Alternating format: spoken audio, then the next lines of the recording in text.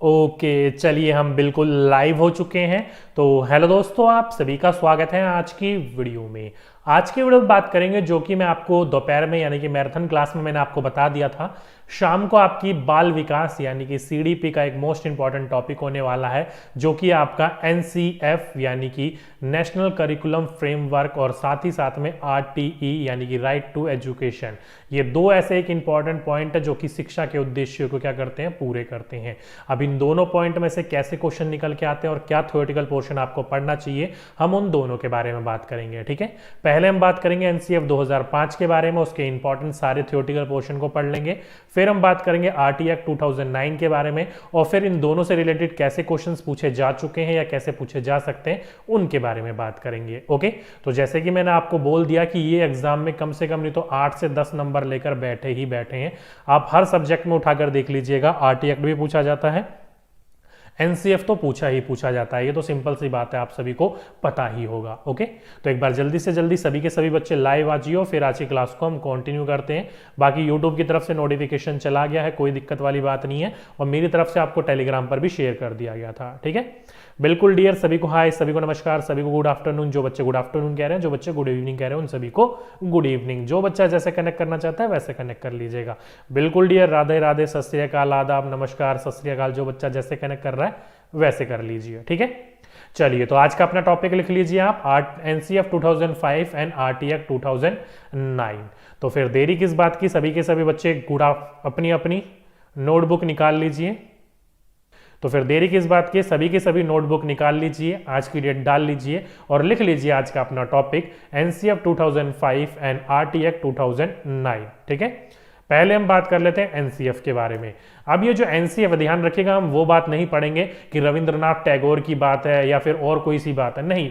हम केवल main important बिंदु पढ़ेंगे जहां से क्वेश्चंस आपके पूछे जा सकते हैं। ठीक है, चलिए तो एनसीएफ की फुल फॉर्म, पहला क्वेश्चन, नेशनल करिकुलम फ्रेमवर्क 2005, इसकी इंग्लिश में इसका फुल फॉर्म है, और हिंदी में इसको बोला जाता है राष्ट्रीय पाठ्यचर्या की रूपरेखा। ओके, इंपॉर्टेंट है, ध्यान रखिएगा।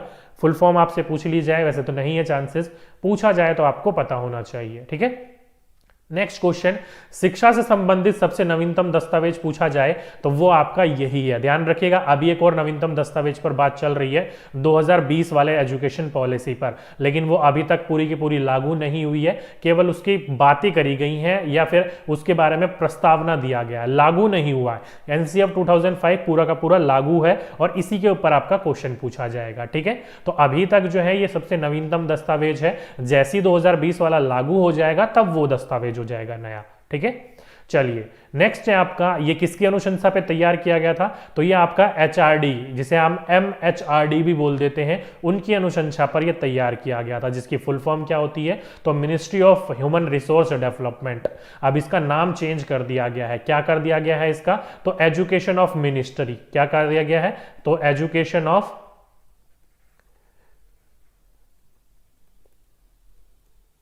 मिनिस्ट्री, ये इसका नाम चेंज कर दिया गया है। पहले नाम था इसका एमएचआरडी, जिसको एचआरडी भी बोल दिया जाता था। अब इसका नाम जो चेंज करके minister of human resource development था, इसका नाम चेंज करके आप एजुकेशन ऑफ मिनिस्ट्री कर दिया गया है। ओके, इंपॉर्टेंट है, ध्यान रखिएगा। अगर पुराने नाम से पूछा जाए कि एमएचआरडी की फुल फॉर्म बताइए, तो ये ध्यान रख लीजिएगा, इसका जो नाम है अब न्यू एजुकेशन के अंतर्गत एजुकेशन ऑफ मिनिस्ट्री कर दिया गया है। बिल्कुल, addition of ministry near dear education of ministry है। ओके, बिल्कुल, चलिए आगे चलते हैं। नेक्स्ट है, ये अगर पूछा जाए कि किसकी अध्यक्षता में इसको क्या करा गया था, तैयार किया गया था, तो इसको है ना प्रोफेसर यशपाल, कौन, प्रोफेसर यशपाल, जो कि नीचे अगर आप इमेज देख पा रहे हो, ये है प्रोफेसर यशपाल, इनकी अनुशंसा, इनकी अध्यक्षता में इसको तैयार किया गया था, इनकी एक पूरी की पूरी टीम बनाई गई थी। ओके, तो बस आपको ये ध्यान रखना है कि प्रोफेसर यशपाल की अध्यक्षता में इसको तैयार किया गया था, और इसका टैगलाइन दिया गया था, बिना बोझ के शिक्षा, एजुकेशन विदाउट बर्डन। कहने का मतलब है, जो बच्चे स्कूल में देखा होगा आपने, जितनी छोटे छोटी क्लास होती है उतना ही भारी बैग होता है। तो इन्होंने आगे चलकर बैगों को क्या कर दिया था, वेट में डिस्ट्रीब्यूट कर दिया था। 1 से 5वीं अलग, 6ठी से 8वीं अलग, 9वीं से 10वीं अलग और 12वीं तक अलग। ऐसे करके इन्होंने बैग का क्या कर दिया था, डिस्ट्रीब्यूशन कर दिया था, ताकि बच्चों का ये जो 2 किलो 4 किलो 6 किलो कर दिया गया था, ताकि बिना बोझ की शिक्षा किसी भी बच्चे पर एक तो बैग का बोझ ना पड़े और दूसरा बर्डन करके नहीं पढ़ाया जाए, रटवाया नहीं जाए, उसको सिखाया जाए, लर्निंग करी जाए, अधिगम करवाया जाए, समझाया जाए। इसलिए इसका टैगलाइन रखा गया, उद्देश्य रखा गया, बिना बोझ के शिक्षा। बिल्कुल ठीक है, चलिए आगे चलें। ओके, आगे चलते हैं। नेक्स्ट आ जाता है इसकी कुछ अन्य सिफारिशें, कुछ अदर रिकमेंडेशंस। क्या है वो रिकमेंडेशंस? पहला है वैसी शिक्षण विधियों का इस्तेमाल करना जो कि करके सीखा द्वारा हो। क्या हो? लर्निंग बाय डूइंग हो। यानी कि ऐसी चीजों का हमें इस्तेमाल करना है जिसमें बच्चा क्या कर रहा हो, करके सीख रहा हो। क्या कर रहा हो? करके सीख रहा हो, लर्निंग बाय डूइंग कर रहा हो। फॉर एग्जाम्पल के रूप में नीचे अगर ये देखा जाए तो मैम क्या कर रही है, एक एग्जाम्पल के द्वारा समझाने की कोशिश कर रही है और नीचे जो है बच्चे वो आपस में ग्रुप बनाकर उस चीज को सीख रहे हैं। कुछ जो होते हैं सीख रहे होते हैं और कुछ बच्चे ऐसे होते हैं जहां पर फोटो खींच रही होती है, उनकी तरफ उनकी निगरानी चली जाती है, उनकी तरफ उनकी आंख चली जाती है। तो कुछ क्लास में बच्चे ऐसे भी होते हैं। ठीक है, तो ध्यान रखिएगा, ऐसी विधियों का आपको इस्तेमाल करना है जिसमें बच्चा क्या हो रहा हो, खुद करके सीख रहा हो। ये नहीं कि उनको केवल बस बताया जा रहा हो या दिखाया जा रहा हो या डेमोन्स्ट्रेट किया जा रहा हो ना, जिसमें बच्चा खुद सीख रहा हो। ठीक है, इंपॉर्टेंट है, ध्यान रखिएगा।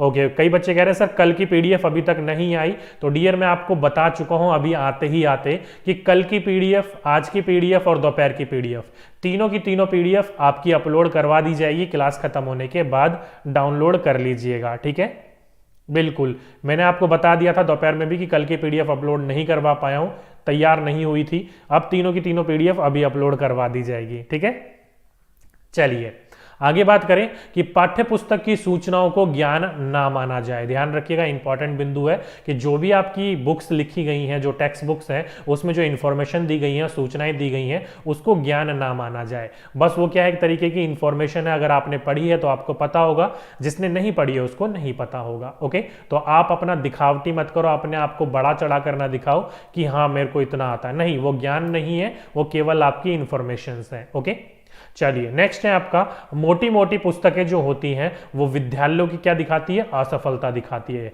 कई आप सोच रहे हो कि मोटी मोटी पुस्तकें जो होती हैं वो एक अच्छे विद्यालय की निशानी है। नहीं, एनसीएफ कहता है कि जो मोटी मोटी पुस्तकें इस्तेमाल कर रहा है विद्यालय, स्कूल, वो क्या दिखा रहा है, फेलियर दिखा रहा है। मतलब उसके स्कूल के जो टीचर हैं वो बच्चों को समझाने में, सिखाने में क्या है, सक्षम नहीं है, इसलिए वो मोटी मोटी बुकों का सहारा ले रहे हैं।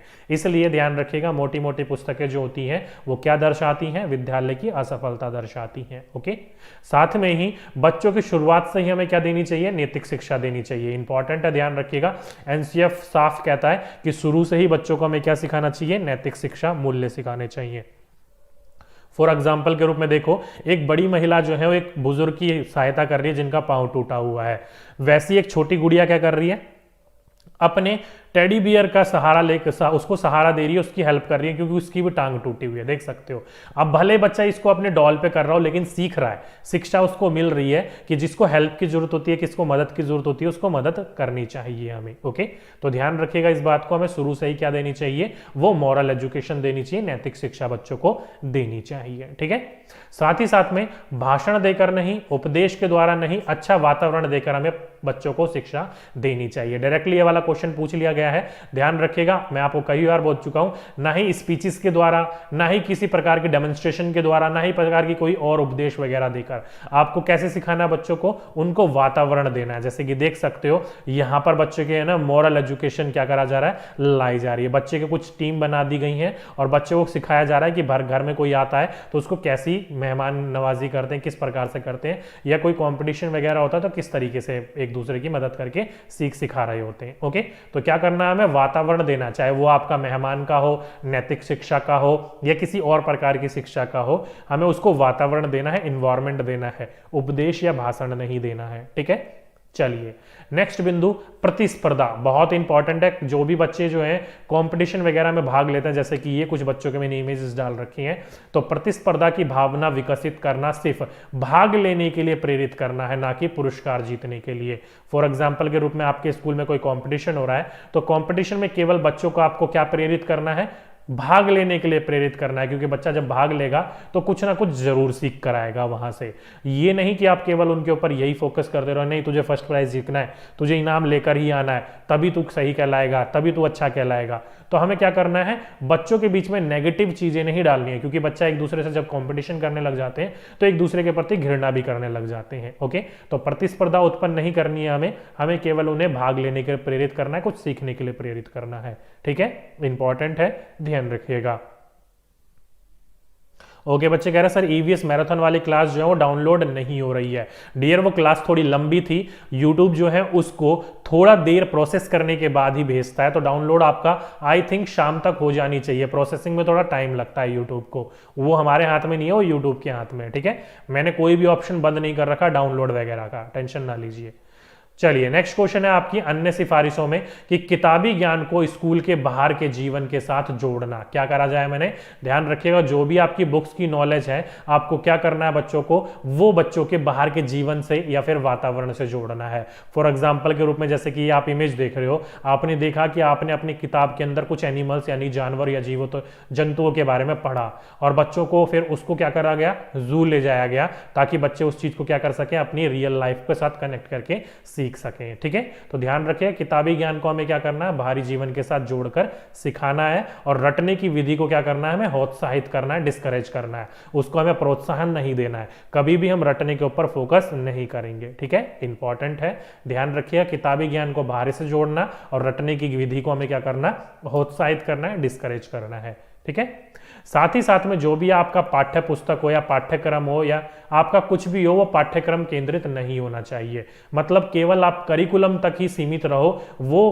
गलत बात है। आपको ध्यान रखिएगा जो करिकुलम है वो तो पढ़ाना ही है, जैसे कि साइंस, इंग्लिश, मैथ, हिंदी, जो भी आपका सिलेबस है केवल उसी तक ही बंद कर नहीं रह जाना है। इमेज देख लीजिए कैसे बांध रखा है, केवल आपको यहीं तक ही बंद कर नहीं रहना है। बच्चे के अंदर कुछ कौशल होते हैं, कुछ स्किल होते हैं, उसको पहचान कर उसको भी बाहर निकाल के लाना है। चाहे वो एक सर्कल के रूप में टीचर उसमें बैठ जाए या किसी और तरीके से कराए, लेकिन बच्चे के अंदर जो अपने खुद के दायित्व होते हैं, अपने कुछ रुचि होती है, अपनी कुछ इंटरेस्ट होता है, उसको भी पता करके उसे बाहर निकालना है। केवल हिंदी, मैथ, एसएसटी नहीं रटवानी है बच्चों को। ठीक है, नेक्स्ट है आपका राष्ट्रीय मूल्य के लिए एक आस्थावान विद्यार्थी का निर्माण करना है, जो कि समाज के साथ तालमेल बिठाकर अपने देश को आगे बढ़ाकर समाज को साथ में लेकर आगे बढ़े। ये नहीं कि अपना काम बनता और भाड़ में जाए जनता। ओके, तो ऐसा काम नहीं करना है, एक ऐसा बच्चे का निर्माण करना है जो कि राष्ट्र के लिए भी हो और समाज के लिए भी हो। ओके, इंपॉर्टेंट बिंदु है, ध्यान रखिएगा इस बात को। ठीक है, चलिए समझ में आ गया होगा सभी बच्चों को, आगे चलते हैं। नेक्स्ट है अभिभावकों को भी शिक्षा गतिविधियों में क्या करा जाए, जोड़ा जाए। ध्यान रखिएगा ये बहुत इंपॉर्टेंट पॉइंट है।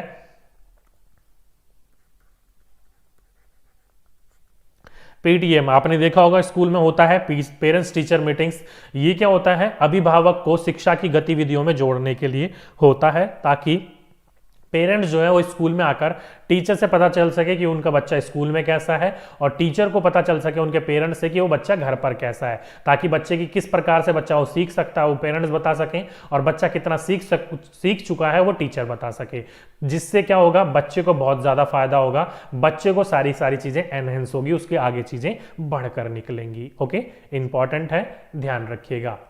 आगे चलें तो कक्षा में हमेशा शांति स्थापित करने की बात कि क्या करना है, आपको बचना है। एक क्वेश्चन डायरेक्टली यहां से पूछा जा चुका है कि एक बार एजुकेशन, ध्यान रखिएगा, एजुकेशन डिपार्टमेंट से डायरेक्टर जो व्यक्ति हैं, लोग हैं, वो स्कूल में भ्रमण करने के लिए आए, चेकिंग के लिए आए, और उन्होंने देखा एक कक्षा के अंदर से बहुत ज्यादा शोर शराबा हो रहा था। उन्होंने जब कक्षा के अंदर जाकर देखा तो उनको क्या पता लगा होगा, तो ध्यान रखिएगा उनको क्या पता लगा था कि बच्चे जो है वो आपस में अंतरक्रिया करके, आपस में इंटरेक्शन करके, आपस में संप्रेषण करके ज्ञान का आदान प्रदान कर रहे थे, जिसके कारण बातचीत हो रही थी, शोर हो रहा था। ओके, तो यही कहा जाता है कभी भी क्लास में शांति स्थापित नहीं करनी चाहिए, इस चीज से हमें क्या करना चाहिए, बचना चाहिए। क्योंकि आप सभी को पता है आपकी क्लास में अगर 30 बच्चे भी हैं और आपस में 10 बच्चे भी बात करेंगे, एक दूसरे से अंतरक्रिया करेंगे, तो शोर तो नॉर्मल सी बात होनी ही होनी है। तो हमेशा, मैं ये नहीं कह रहा हमेशा ही शोर मचाते रहो, और मैं ये भी नहीं कह रहा कि हमेशा ही शांति स्थापित करते रहो। ओके, इंपॉर्टेंट पॉइंट है, ध्यान रखिएगा इस बिंदु को। ओके,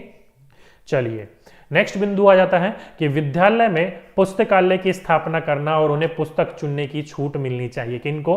बच्चों को। बहुत इंपॉर्टेंट है कि आपके स्कूल में एक लाइब्रेरी जरूर होनी चाहिए और लाइब्रेरी में कोई भी बाउंडेशन नहीं होना चाहिए। बच्चे को पूरी की पूरी छूट है, कौन सी बुक्स लेना चाहता है, वो पिक्चर्स बुक्स लेना चाहता है, पोएम्स लेना चाहता है, कोई चंपक वगैरह की बुक्स लेना चाहता है, कुछ भी ले सकता है और उसको आराम से पढ़ सकता है। उसको पूरा का पूरा अधिकार दिया जाए, पूरी की पूरी छूट दी जाए, आप अपनी मन से पसंद से कोई सी भी बुक लीजिए और आप उसको पढ़ सकते हो, ठीक है, ताकि बच्चे में पढ़ने की क्या हो, रुचि उत्पन्न हो। आगे बात करें, शिक्षा को ध्यान रखिएगा, शिक्षक को शिक्षा से संबंधित संसाधन समय पर पहुंचाने चाहिए। अब यहां पर मैंने क्या बोला कि जो आपका टीचर है, ये नहीं है कि टीचर को किसी चीज की जरूरत है और वो चीज स्कूल में है ही नहीं, और जब टीचर ने प्रिंसिपल को बोला हाँ जी ला देंगे सर, ला देंगे, अगले दिन आ जाएगा, एक हफ्ते में आ जाएगा, एक महीने में आ जाएगा, नहीं, ऐसा नहीं करना चाहिए। शिक्षक जो है, टीचर जो है, तभी अच्छा पढ़ा सकता है, तभी समझा सकता है जब उसके पास रिसोर्सेज सही टाइम पर हो, जब उसको चाहिए हो तब उसको मिले। चाहे वो आपका कैलकुलेटर हो, ब्रशेज हो, लैब हो, कंप्यूटर हो, कुछ भी हो, जितनी भी रिसोर्सेज होती हैं उस टीचर को मिलनी चाहिए जब उसको उसकी चीज की जरूरत हो। ओके, ऐसा है तो टीचर अच्छी तरीके से पढ़ा भी लेगा और अच्छी तरीके से समझाएगा भी, ठीक है। दोनों हाथ से ताली बजती है, आप सभी को पता है। टीचर को इक्विपमेंट्स मिलेंगे तो टीचर भी अच्छी तरीके से समझाएगा और बच्चे का तो रोल वहां पर इंपॉर्टेंट होता ही है, ठीक है। सभी बच्चों को समझ में आ गया होगा इतना। चलिए बहुत अच्छी बात है, सभी बच्चों को समझ में आ गया। तो यहां पर आकर आपका एनसीएफ 2005 खत्म हो जाता है और यहां से शुरू होता है आपका शिक्षा का अधिकार अधिनियम 2009 यानी कि राइट टू एजुकेशन 2009। एनसीएफ 2005 से आपको उतनी ही चीजें ध्यान रखनी है, उससे ज्यादा चीजें ध्यान रखने की जरूरत नहीं है, क्योंकि क्वेश्चन आपका वहीं से ही घुमा फिरा के पूछा जाएगा, ठीक है, लेकिन पॉइंट्स आपके वही मिलेंगे। चलिए पहला बिंदु राइट टू एजुकेशन यानी कि इसकी फुल फॉर्म क्या है, तो ध्यान रखिएगा शिक्षा का अधिकार अधिनियम 2009 या राइट टू एजुकेशन 2009 इसका फुल नेम है, जो कि कब पारित किया गया था, तो ध्यान रखिएगा सन 2002 में। कब? सन 2002 में जो हमारी संसद है, कॉन्स्टिट्यूशन से जो हमारा जो पार्लियामेंट है, उसके कॉन्स्टिट्यूशन यानी कि उसके संविधान में 86वीं संशोधन किया गया था। क्या करा था? चेंज लाया गया था। देखा होगा ना, कभी भी हमारे कॉन्स्टिट्यूशन में चेंज लाना हो तो हम संशोधन करते हैं, तो ये कौन सा संशोधन था? 86वां था। ध्यान रखिएगा, इंपॉर्टेंट है, पूछा जाए तो आपको पता होना चाहिए। आरटी एक्ट 2009 कौन सा संशोधन था? तो 86वीं संशोधन था। कब का? तो सन 2002 का। ओके, चलिए नेक्स्ट क्वेश्चन, जिसके द्वारा प्रारंभिक शिक्षा कौन सी होती है, तो कक्षा 1 से लेकर 8वीं तक की होती है और आयु 6 से 14 वर्ष होती है। दोनों चीज को ध्यान रखना है। प्रारंभिक शिक्षा होती है 1 से 8वीं, प्राथमिक होती है 1 से 5वीं, आयु होती है प्रारंभिक की 6 से 14 वर्ष की। ओके, को बच्चों का मौलिक या फिर मूल अधिकार बनाया। ध्यान रखिएगा, ये इंपॉर्टेंट है कि मौलिक या फिर मूल अधिकार जो फंडामेंटल राइट्स होते हैं वो लाया गया था कि हर बच्चे को 1 से लेकर 8वीं तक की निःशुल्क एवं अनिवार्य शिक्षा दी जाएगी, जो कि क्या कहा था, ये आपका मौलिक अधिकार फंडामेंटल राइट कहा गया था, ठीक है, इंपॉर्टेंट है, ध्यान रखिएगा। चलिए नेक्स्ट बिंदु आते हैं। नेक्स्ट बिंदु में ये जो 6 से 14 रखा गया था वो बढ़ाकर कर दिया था 6 to 18। किन बच्चों के लिए? विकलांग बच्चों के लिए, जो डिसेबल्ड बच्चे होते हैं उन बच्चों के लिए इसको क्या कर दिया गया था? 6 to 18 कर दिया था। जैसे कि देख सकते हो, अगर कोई व्यक्ति सही तरीके से चल नहीं सकता, देख नहीं सकता, या कैसा भी बच्चा हो, उसको अपने कॉन्स्टिट्यूशन में कितनी उम्र की जगह दी गई है? तो 6 to 18। नॉर्मल बच्चों के लिए 6 to 14 और जो हैंडीकैप्ड बच्चे हैं उनके लिए 6 to 18 का प्रावधान रखा गया था। ओके, नेक्स्ट है, इसको भाग 3 ध्यान रखिएगा, पार्ट 3 और अनुच्छेद 21A में, इससे पहले ये 40 में था, ध्यान रखिएगा, किसमें? 45 में, 45 में था इससे पहले, लेकिन 45 से हटाकर इसको 21A में रख दिया गया। इंपॉर्टेंट है, ध्यान रखिएगा। पहले जो निःशुल्क एवं अनिवार्य शिक्षा थी जो आपकी प्रारंभिक की, वो 45 में थी, लेकिन 45 से हटाकर जब इसको हमारा मौलिक अधिकार बना दिया गया था तो 21A में रख दिया था। हमारा फंडामेंटल राइट है तो 21A में रख दिया गया। और जो 45 बचा हुआ था इसमें क्या करा, तो देखो 6 से लेकर 18 वर्ष या 6 से लेकर 14 वर्ष की शिक्षा इसके अंतर्गत आती है, और 1 से लेकर 6 वर्ष की शिक्षा जो होती है वो किसके अंतर्गत आती है? वो आर्टिकल 45 के अंतर्गत आती है। ओके, इंपॉर्टेंट है, ध्यान रखिएगा, ठीक है। ओके, चलिए कई बच्चे कह रहे हैं सर क्लास टाइमिंग क्या होती है, तो डियर 12:15 होती है पहली क्लास मैराथन, दूसरी क्लास होती है 2:15 इंग्लिश, तीसरी क्लास होती है अभी शाम को 4 बजे, और चौथी क्लास होती है शाम को 6 बजे। ये 4 क्लासेस चल रही हैं अभी, तो इन 4 क्लास का मजा ले सकते हो, पढ़ सकते हो, ठीक है। चलिए समझ में आ गया।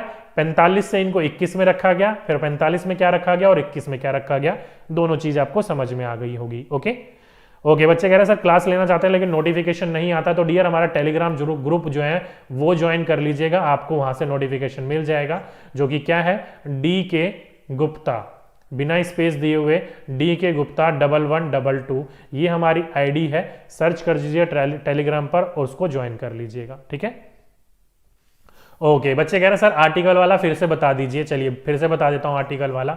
देखिए आर्टिकल क्या है, अगर आपसे पूछा जाए, आपको पता होगा जो हमारे फंडामेंटल राइट्स होते हैं वो है हमारा फंडामेंटल राइट। अब जब हमारा राइट टू एजुकेशन है, इसको फंडामेंटल राइट बनाया गया तो इसको 21A में रख दिया गया, 21 का यानी कि 21A या 21 का में रख दिया गया। पहले ये जो था ये 45 में था, किस में था, आर्टिकल 45 में। अब 45 आर्टिकल में क्या रखा गया है, तो 1 से लेकर 6 वर्ष के बच्चों तक की शिक्षा रखी गई है, यानी कि आंगनवाड़ी जो होती है, आंगनवाड़ी की शिक्षा 1 से लेकर 6 वर्ष की होती है ना, बाकी 6 से लेकर 14 प्रारंभिक की हो जाती है। तो 45 आर्टिकल के अंदर क्या रखा गया है, 1 से लेकर 6 वर्ष की शिक्षा रखी गई है, और 21A में क्या रखा गया है, तो 6 से लेकर 14 वर्ष के बच्चों की शिक्षा रखी गई है, जिसको हैंडीकैप में 6 से 18 रखा गया है। ओके तो ध्यान रखिएगा इस बात को, पूछा जाए तो आपको ध्यान रखना है इस पॉइंट को। ठीक है चलिए आगे चलें, तो आगे बोल रखा है आपका, मैंने ये बात बता दी आपको, ये सन 2002 का संसद में 86वीं संविधान संशोधन करके जोड़ा गया था 21A में। आगे बात करें, जिसके द्वारा प्रारंभिक शिक्षा कक्षा 1 से लेकर 8वीं, उम्र 6 से लेकर 14 या फिर 6 से 18 के बच्चों का क्या बना गया था, मौलिक अधिकार या फिर मूल अधिकार, जिसको आप फंडामेंटल राइट बोलते हो, ये बना दिया गया। ठीक है आगे बात करें तो भारत की संसद ने इसको 4 अगस्त 2009, ध्यान रखिएगा, भारत की संसद ने इसको 4 अगस्त 2009 को पास किया था। आप सभी को पता है पहले हमें पास करवाना होता संसद में, फिर राष्ट्रपति जी उस पर साइन करते हैं। तो संसद के द्वारा ये 4 अगस्त 2009 को पास किया गया था और राष्ट्रपति जी ने इसको हस्ताक्षर करे थे 26 अगस्त 2009 को। अब तक ये क्वेश्चन नहीं पूछा गया है, ये वाला पूछा गया कि इस पर हस्ताक्षर कब किए गए थे, तो राष्ट्रपति जी के द्वारा हस्ताक्षर किए गए थे, साइन किए गए थे इस पर 26 अगस्त 2009 को किए गए थे। ओके और लागू किया गया था इसको 1 अप्रैल 2010 से। ध्यान रखिएगा जो हमारी संसद है उसने पास करा इसको 4 अगस्त 2009 को, राष्ट्रपति जी ने साइन करा इस पर 26 अगस्त 2009 को, और पूरे देश में लागू हुआ ये 1 अप्रैल 2010 को। क्यों, क्योंकि हमारा फाइनेंशियल ईयर जो शुरू होता है वो अप्रैल में शुरू होता है, दैट्स वाई इसको लागू किया गया अप्रैल माह में, अगस्त में पास होने के बाद, साइन होने के बावजूद भी। ठीक है इंपॉर्टेंट है, ध्यान रखिएगा।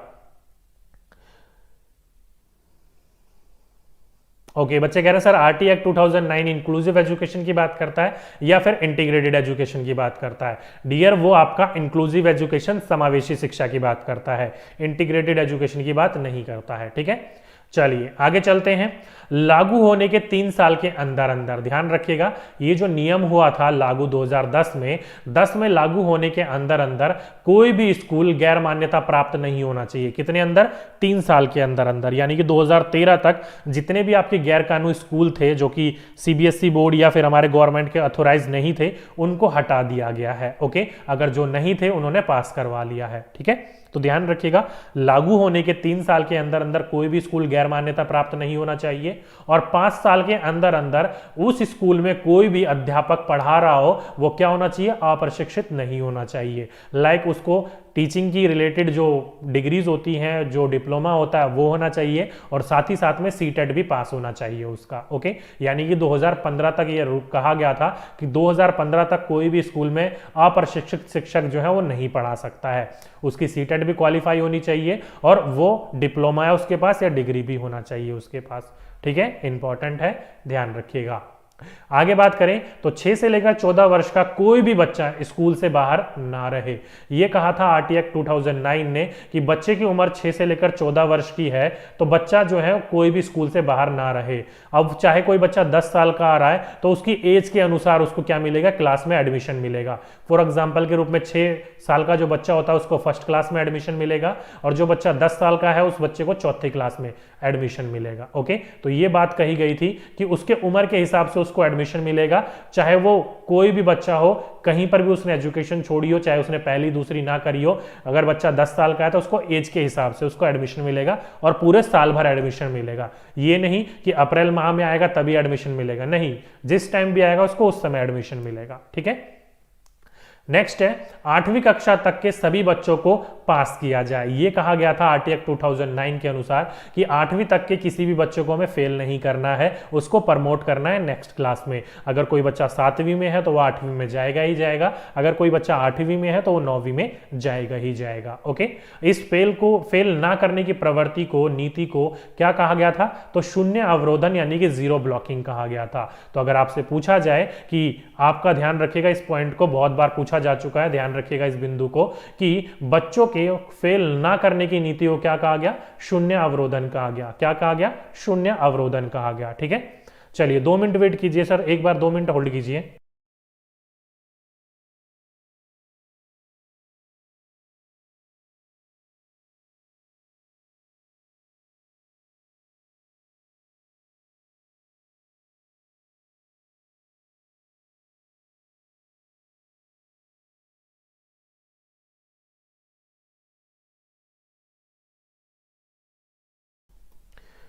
चलिए यहां तक समझ में आ गया कि किसी भी बच्चों को फेल नहीं करना है। अगर कोई बच्चा 6th में है तो उसको 7th में डालना है, कोई 7th में तो उसको 8th में, और कोई 8th में तो उसको 9th में जाना ही जाना है। इसको क्या कहा गया था? तो इसको फेल ना करने की नीति को शून्य अवरोधन यानी कि जीरो ब्लॉकिंग कहा गया था। ओके, इंपॉर्टेंट बिंदु है, ध्यान रखिएगा।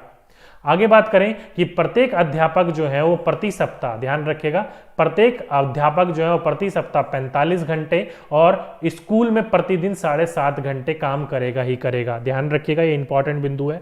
पूछ लिया जाता है कि एक शिक्षक के द्वारा प्रति सप्ताह कितने घंटे काम करने हैं? तो 45 घंटे काम करने हैं। जैसे कि आप सभी को पता होगा, एक टीचर के लिए ईयर में 200 दिन काम करने होते हैं। एक प्राइमरी टीचर को, एक अपर प्राइमरी को 220 दिन काम करने होते हैं। ओके, तो ध्यान रखिएगा, अगर ईयर में पूछा जाए तो प्राइमरी वाले 200, अपर प्राइमरी वाले 220। अगर प्रति वीक पूछा जाए तो 45 घंटे, अगर प्रति दिन पूछा जाए तो 7.5 घंटे उनको काम करना ही करना है। ओके, ये इंपॉर्टेंट बिंदु है, क्वेश्चन पूछे जा चुके हैं ये वाले कई बार, तो दोबारा पूछे जाए तो आपको ध्यान रखने हैं सारे के सारे बिंदुओं को। ठीक है, चलिए आगे बात करें तो नेक्स्ट बिंदु आ जाता है कि अध्यापक को केवल 3 गैर शैक्षिक कार्य कामों में लगाया जा सकता है। ध्यान रखिएगा, केवल 3 ऐसे कामों में लगाया जा सकता है जो कि शिक्षा से रिलेटेड नहीं होते। जैसे कि आप सभी को पता है 365 दिन में से अगर 200 दिन वो क्या करते हैं? पढ़ाते हैं, या 220 दिन पढ़ाते हैं, तो बाकी बचे हुए दिन जो है 165 के आसपास, उसमें क्या करेंगे? तो उसमें उनको 3 चीजों के लिए कहा गया। पहला, जब भी हमारे इसको जो जनगणना होगी, सेंसिस होगी, 10 साल में एक बार, उसमें आपको भाग लेना पड़ेगा। कहीं पर भी आपदा प्रबंधन आती है, डिजास्टर मैनेजमेंट आता है, जैसे कि अभी कोरोना आया था, तो कोरोना में जितने भी टीचर्स थे उनको जॉब लगाई गई थी वहां पर उनकी मदद करने के लिए। तो कोई भी डिजास्टर मैनेजमेंट आता है, तो आपदा प्रबंधन आता है तो उसमें लगाया जाता है, या फिर इलेक्शन होता है, चुनाव होता है, तो उसमें लगाया जाता है। ओके, तो ये 3 ऐसे काम है जिसमें एजुकेशन का कोई मतलब नहीं होता, लेकिन फिर भी इसको टीचरों को करना होता है। जैसे कि अभी कोरोना में टीचर को ही क्या लगाया था? वहां पर देखभाल के लिए लगाया गया था, उन व्यक्तियों के, उन मरीजों के लिए। ओके, इंपॉर्टेंट है, ध्यान रखिएगा। और ये जो न्यू एजुकेशन पॉलिसी आ रही है उसमें से इन चीजों को हटा दिया गया है। अब टीचर को केवल टीचिंग करनी है और कुछ नहीं करना है। इन तीनों काम को हटा दिया गया है, लेकिन लागू होगा तब, अभी इन 3 काम को करना है उसको। जैसे ही कोरोना के टाइम पर अभी ये पूरा का पूरा करवाया था, तो ध्यान रखिएगा इस बात को। ठीक है सर, हम आपके तगड़े वाले थैंक यू डियर। चलिए आगे चलें तो नेक्स्ट बिंदु आ जाता है आपका कि हर विद्यालय में अध्यापक को 90% पद हमेशा भरे रहने चाहिए। ध्यान रखिएगा, कोई भी विद्यालय है, उस विद्यालय में अगर 100 टीचर की कैपेसिटी है, यानी कि उनकी जरूरत है, तो हमेशा 90 टीचर वहां पर फुलफिल होने ही चाहिए। ये नहीं कि वहां पर 100 टीचरों की जरूरत है और आप 40 टीचरों से काम चला रहे हो, नहीं, टीचर जितने भी हो वहां पर उसका 90% हमेशा भरा रहना चाहिए। अगर आप हमारे स्कूल की बात करो तो 67% केवल टीचर भरे रहते हैं। भले बोला जाता है आरटी एक्ट 9 के द्वारा, 2009 के द्वारा, कि 90% पद हमेशा भर के रखने हैं, लेकिन 67 to 68% पद भरे रहते हैं हमेशा। आज भी हमारे स्कूल की ये हालत है। ओके, इंपॉर्टेंट है, ध्यान रखिएगा।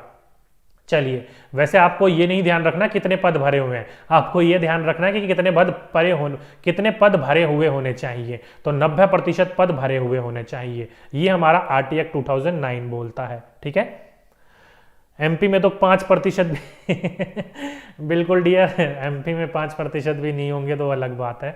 चलिए आगे हैं, प्राथमिक में ध्यान रखिएगा, प्राथमिक जो इस क्लास होती है उसमें 30 बच्चे पर एक शिक्षक और उच्च प्राथमिक पर 35 बच्चों पर एक शिक्षक। ध्यान रखिएगा, जो भी प्राइमरी टीचर्स होते हैं उनके लिए क्या होता है, 30 स्टूडेंट पर एक टीचर होना चाहिए। इंपॉर्टेंट है, ध्यान रखिएगा इस बात को। अगर देखा जाए पूरे स्कूलों के, पूरे भारत की, तो भारत में ऐसे जो कुछ राज्य हैं जहां पर ऐसा होता है, फॉर एग्जांपल के केरला में जो एजुकेशन सिस्टम है बहुत अच्छा सिस्टम है, 30 बच्चों पर एक आता है। उसके बाद जो है आपका दिल्ली है, दिल्ली में भी अच्छी टीचिंग एजुकेशन हो रही है जब से ये आम आदमी पार्टी की सरकार हुई है। स्कूल काफ़ी अच्छे हो रहे हैं, गवर्नमेंट स्कूल काफ़ी नाम हो रहा है इनका। और साथ ही साथ में अब दिल्ली के जो टीचर हैं ये लगा लीजिए लगभग 35 से 38 बच्चों के ऊपर एक टीचर है।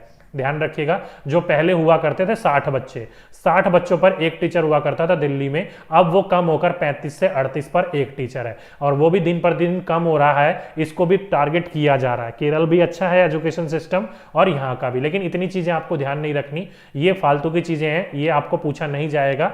आपको जो ध्यान रखना है वो ये ध्यान रखना है कि प्राइमरी कक्षा पर 30 बच्चों पर एक शिक्षक होना चाहिए और अपर प्राइमरी पर, उच्च प्राथमिक पर 35 पर एक शिक्षक होना चाहिए। ओके, इंपॉर्टेंट है, ध्यान रखिएगा।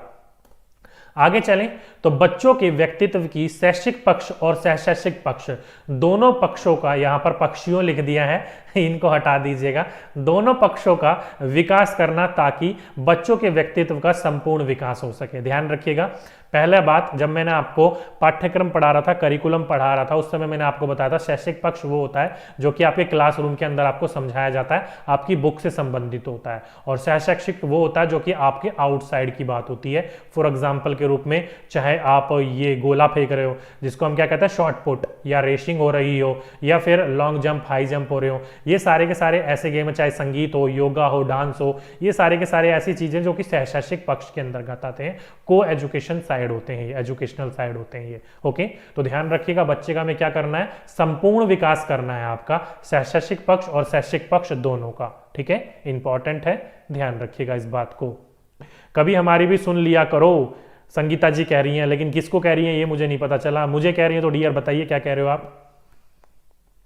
चलिए, इतनी बात समझ में आ गई। यहां पर एक चीज आ जाती है, स्कूल प्रबंधन समिति, स्कूल मैनेजमेंट कमेटी। अब ये स्कूल मैनेजमेंट कमेटी होती क्या है, तो ध्यान रखिएगा, स्कूल मैनेजमेंट कमेटी एक वो कमेटी होती है जो कि स्कूल के ऊपर निगरानी करती है कि आरटी एक्ट 2009 का वो पालन कर रही है कि नहीं कर रही है। उसी को हम स्कूल प्रबंधन समिति यानी कि स्कूल मैनेजमेंट कमेटी कहते हैं। अब स्कूल मैनेजमेंट जो कमेटी होती है, इसमें कौन मेंबर होते हैं, तो ध्यान रखिएगा, इसमें अगर 4 मेंबर है तो 3 मेंबर जो होंगे वो कौन होंगे, अभिभावक होंगे। ध्यान रखिएगा, 3/4 जो होते हैं इसमें पेरेंट्स होते हैं, अभिभावक होते हैं। पेरेंट्स में से भी आधी जो होती हैं वो कौन होती हैं, तो माताएं होती हैं, मम्मियां होती हैं। क्यों, क्योंकि पेरेंट्स में जो माताएं होती हैं वो बच्चों को ज्यादा अच्छी तरीके से समझ सकती हैं और ईमानदारी से काम भी करती हैं अपना। ओके, तो ध्यान रखिएगा, 3/4 अभिभावक होते हैं, पेरेंट्स होते हैं, जिसमें से आधी माताएं होंगी, और साथ ही साथ में 2 अध्यापक होंगे, कहाँ के, उस स्कूल के, और प्रधानाचार्य यानी कि प्रिंसिपल होंगे, और साथ ही साथ में जनता द्वारा एक चुना हुआ प्रतिनिधि होगा जो कि पूरे के पूरे ग्रुप का, पूरी की पूरी कमेटी का क्या करेगा, नेतृत्व करेगा, यानी कि कमांड करेगा, उनको मैनेज करेगा। ठीक है, इस बात को ध्यान रखिएगा। अगर पूरे के पूरे उसमें 3/4, ध्यान रखिएगा, अगर फॉर एग्जांपल के रूप में मैं अभी आपका एग्जांपल लेना चाहूं तो आप ये लगाइए कि एक में 80 है, क्या है, 80 कमेटी मेंबर्स हैं, तो इसके अंदर कितने होने चाहिए, तो इसका 3 भाग यानी कि 60 जो होंगे वो क्या होंगे, पेरेंट्स होंगे। इसमें भी जो 30 होंगी वो क्या होंगी, माताएं होंगी, यानी कि मां होंगी, आधी माताएं होंगी। ठीक है, यहां पर फिर 2 टीचर होंगे, कौन होंगे,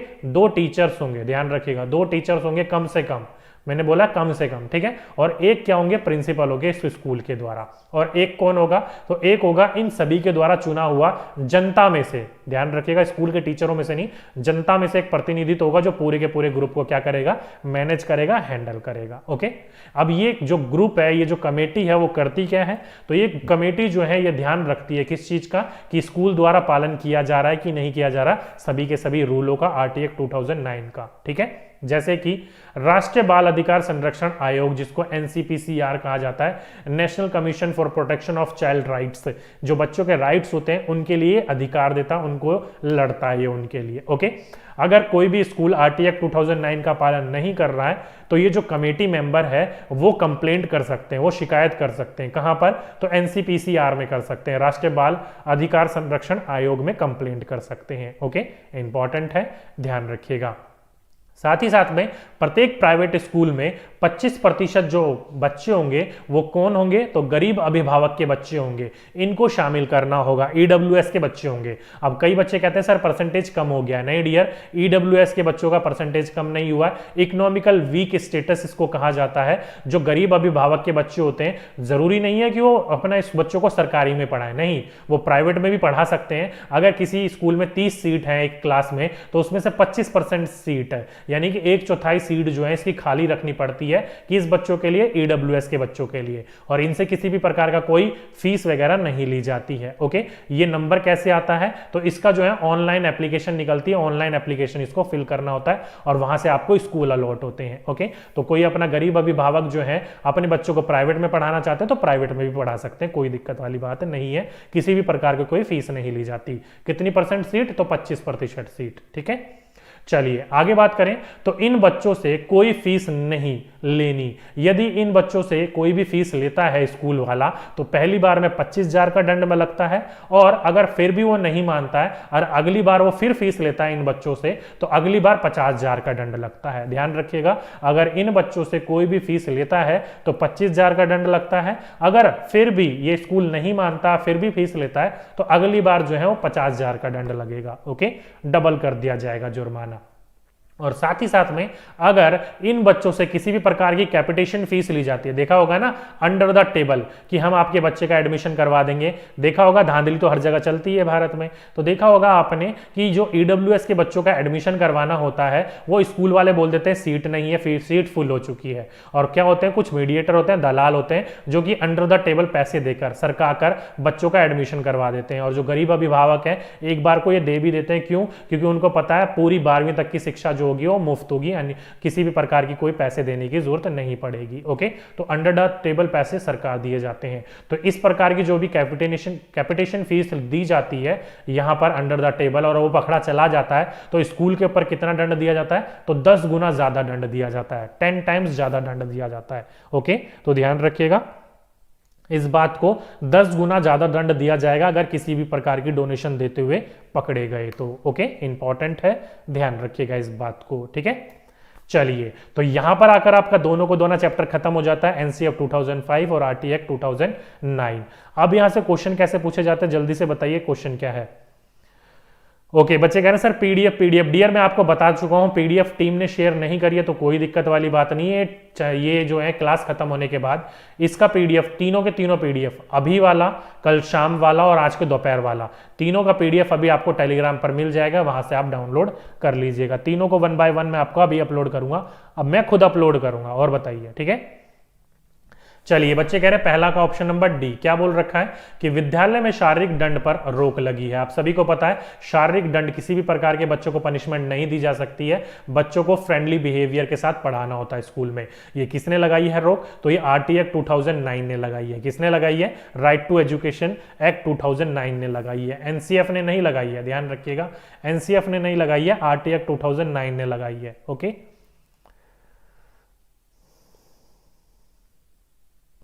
बच्चे कह रहे हैं सर हमें सभी सब्जेक्ट की एनसीएफ पढ़नी पड़ेगी। बिल्कुल मोटा मोटी तौर पर मैंने आपको पढ़ा दिया है, लेकिन कुछ बिंदु निकल के आते हैं जो हर सब्जेक्ट में एनसीएफ अलग होता है, वो आपको पढ़ना ही पढ़ना होगा। ठीक है, चलिए नेक्स्ट क्वेश्चन।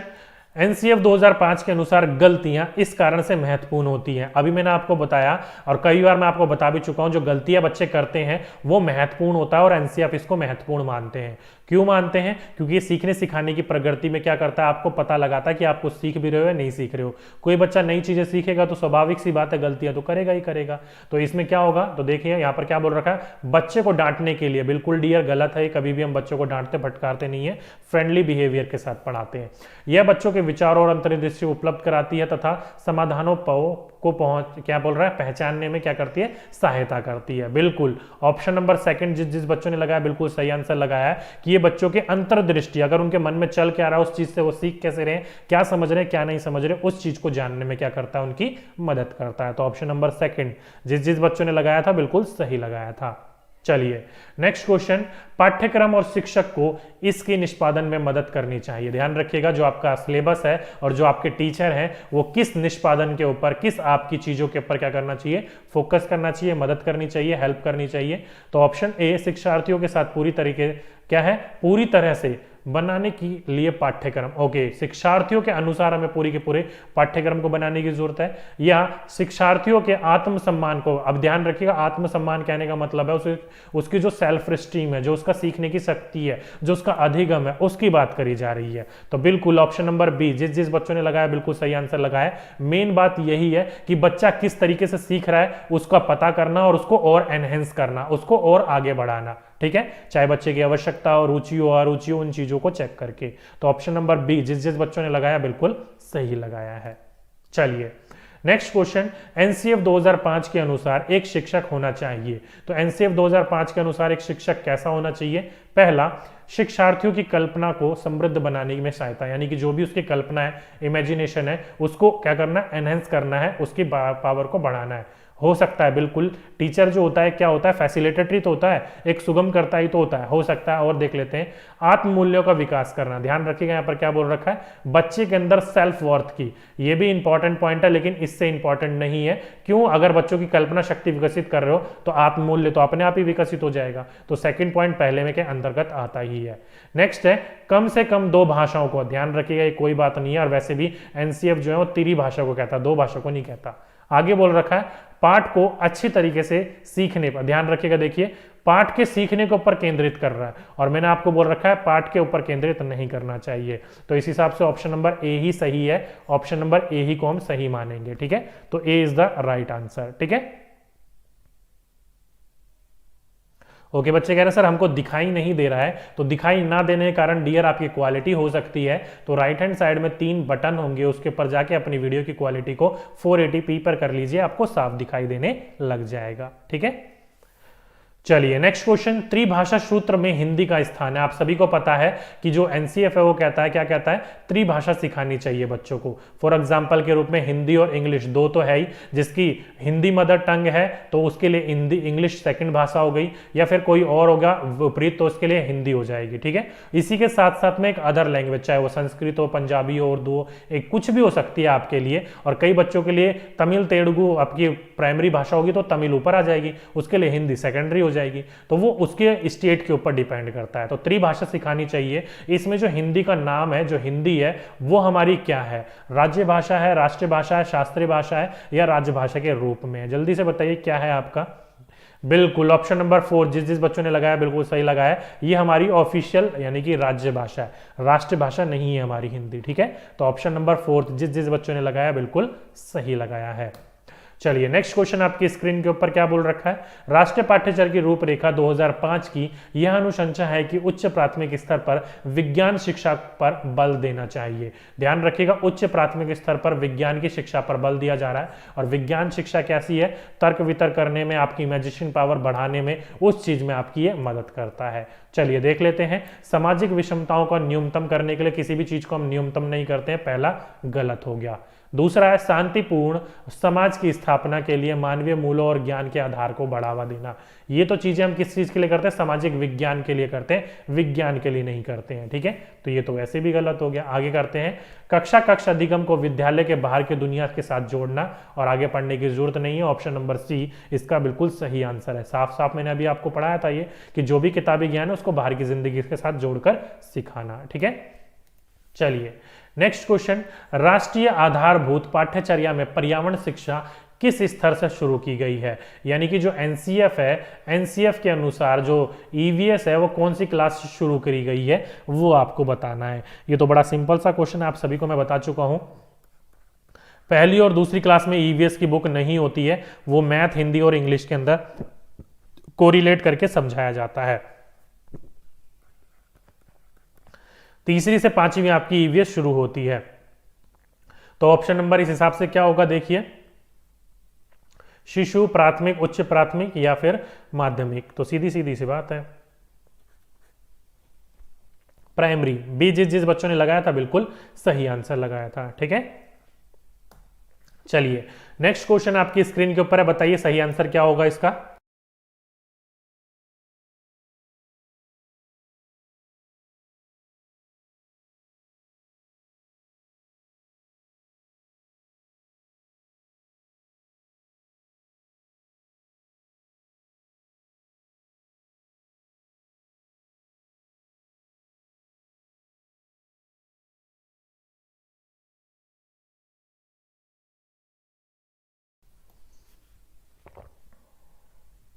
देखिए क्या बोल रखा है, निशुल्क एवं अनिवार्य शिक्षा अधिनियम 2009 के अनुसार छठी से 8वीं कक्षा तक के विद्यालय के लिए एक पूर्णकालीन मुख्य अध्यापक उपलब्ध कराया जाएगा, जहां बच्चों की परिवेश संख्या होगी। देखो यहां पर मुख्य अध्यापक उपलब्ध कराया जाएगा, यानी कि एक प्रिंसिपल उपलब्ध कराया जाएगा स्कूल के अंदर, जहां पर बच्चों का जो एडमिशन होगा वो कितना होना चाहिए, तो वो होना चाहिए 100 से अधिक। कितना होना चाहिए? 100 से अधिक। ऑप्शन नंबर बी, जिस जिस बच्चों ने लगाया बिल्कुल सही आंसर लगाया। अगर किसी स्कूल के अंदर 100 से अधिक बच्चों का एडमिशन हो रहा है तो उसके लिए एक प्रिंसिपल चाहिए। क्या चाहिए? प्रिंसिपल चाहिए, मुख्य अध्यापक चाहिए। तो ऑप्शन नंबर बी, जिस जिस बच्चों ने लगाया बिल्कुल सही आंसर लगाया। 100 से अधिक होगा डियर, 120 से अधिक नहीं होगा, 100 से अधिक होगा। ओके, चलिए आगे चलते हैं। नेक्स्ट क्वेश्चन आपकी स्क्रीन के ऊपर, निःशुल्क एवं अनिवार्य शिक्षा अधिनियम 2009 के अनुसार विद्यालय विकास योजना का निर्माण किसका दायित्व है? जल्दी से बताइए क्या बोल रखा है, निःशुल्क एवं अनिवार्य शिक्षा अधिनियम 2009 के अनुसार विद्यालय विकास योजना, स्कूल डेवलपमेंट जो प्लान होगा वो किसका होगा? तो अभी अभी मैंने आपको पढ़ाया था स्कूल मैनेजमेंट कमेटी के बारे में, विद्यालय प्रबंधन समिति के बारे में, उसका ये दायित्व होता है। तो ऑप्शन नंबर बी, जिस जिस बच्चों ने लगाया बिल्कुल सही आंसर लगाया। ठीक है, चलिए नेक्स्ट क्वेश्चन आपकी स्क्रीन के ऊपर, निःशुल्क एवं अनिवार्य शिक्षा का अधिनियम अनुच्छेद 45 से हटाकर अनुच्छेद 21A में रखा गया है। अब 45 में किससे संबंधित है? तो मैं आपको पढ़ा रहा था, जब मैंने आपको समझाया था, पहले जो अनिवार्य शिक्षा थी वो 45 में थी, अब उसको हटाकर हमारा मूल कर्तव्य मौलिक अधिकार बना दिया गया है और 45 में क्या रख दिया गया है, तो उससे छोटा 6 से 14 वर्ष की जो शिक्षा है वो 21A में रखी गई है और 1 से लेकर 6 वर्ष की शिक्षा जो है वो किस में रखी गई है? 45 में रखी गई है। तो ऑप्शन नंबर ए इसका सही आंसर होगा। 6 वर्ष तक की आयु के बच्चों की शिक्षा और देखभाल, यानी कि आंगनवाड़ी वाली शिक्षा, ऑप्शन नंबर ए बिल्कुल सही है।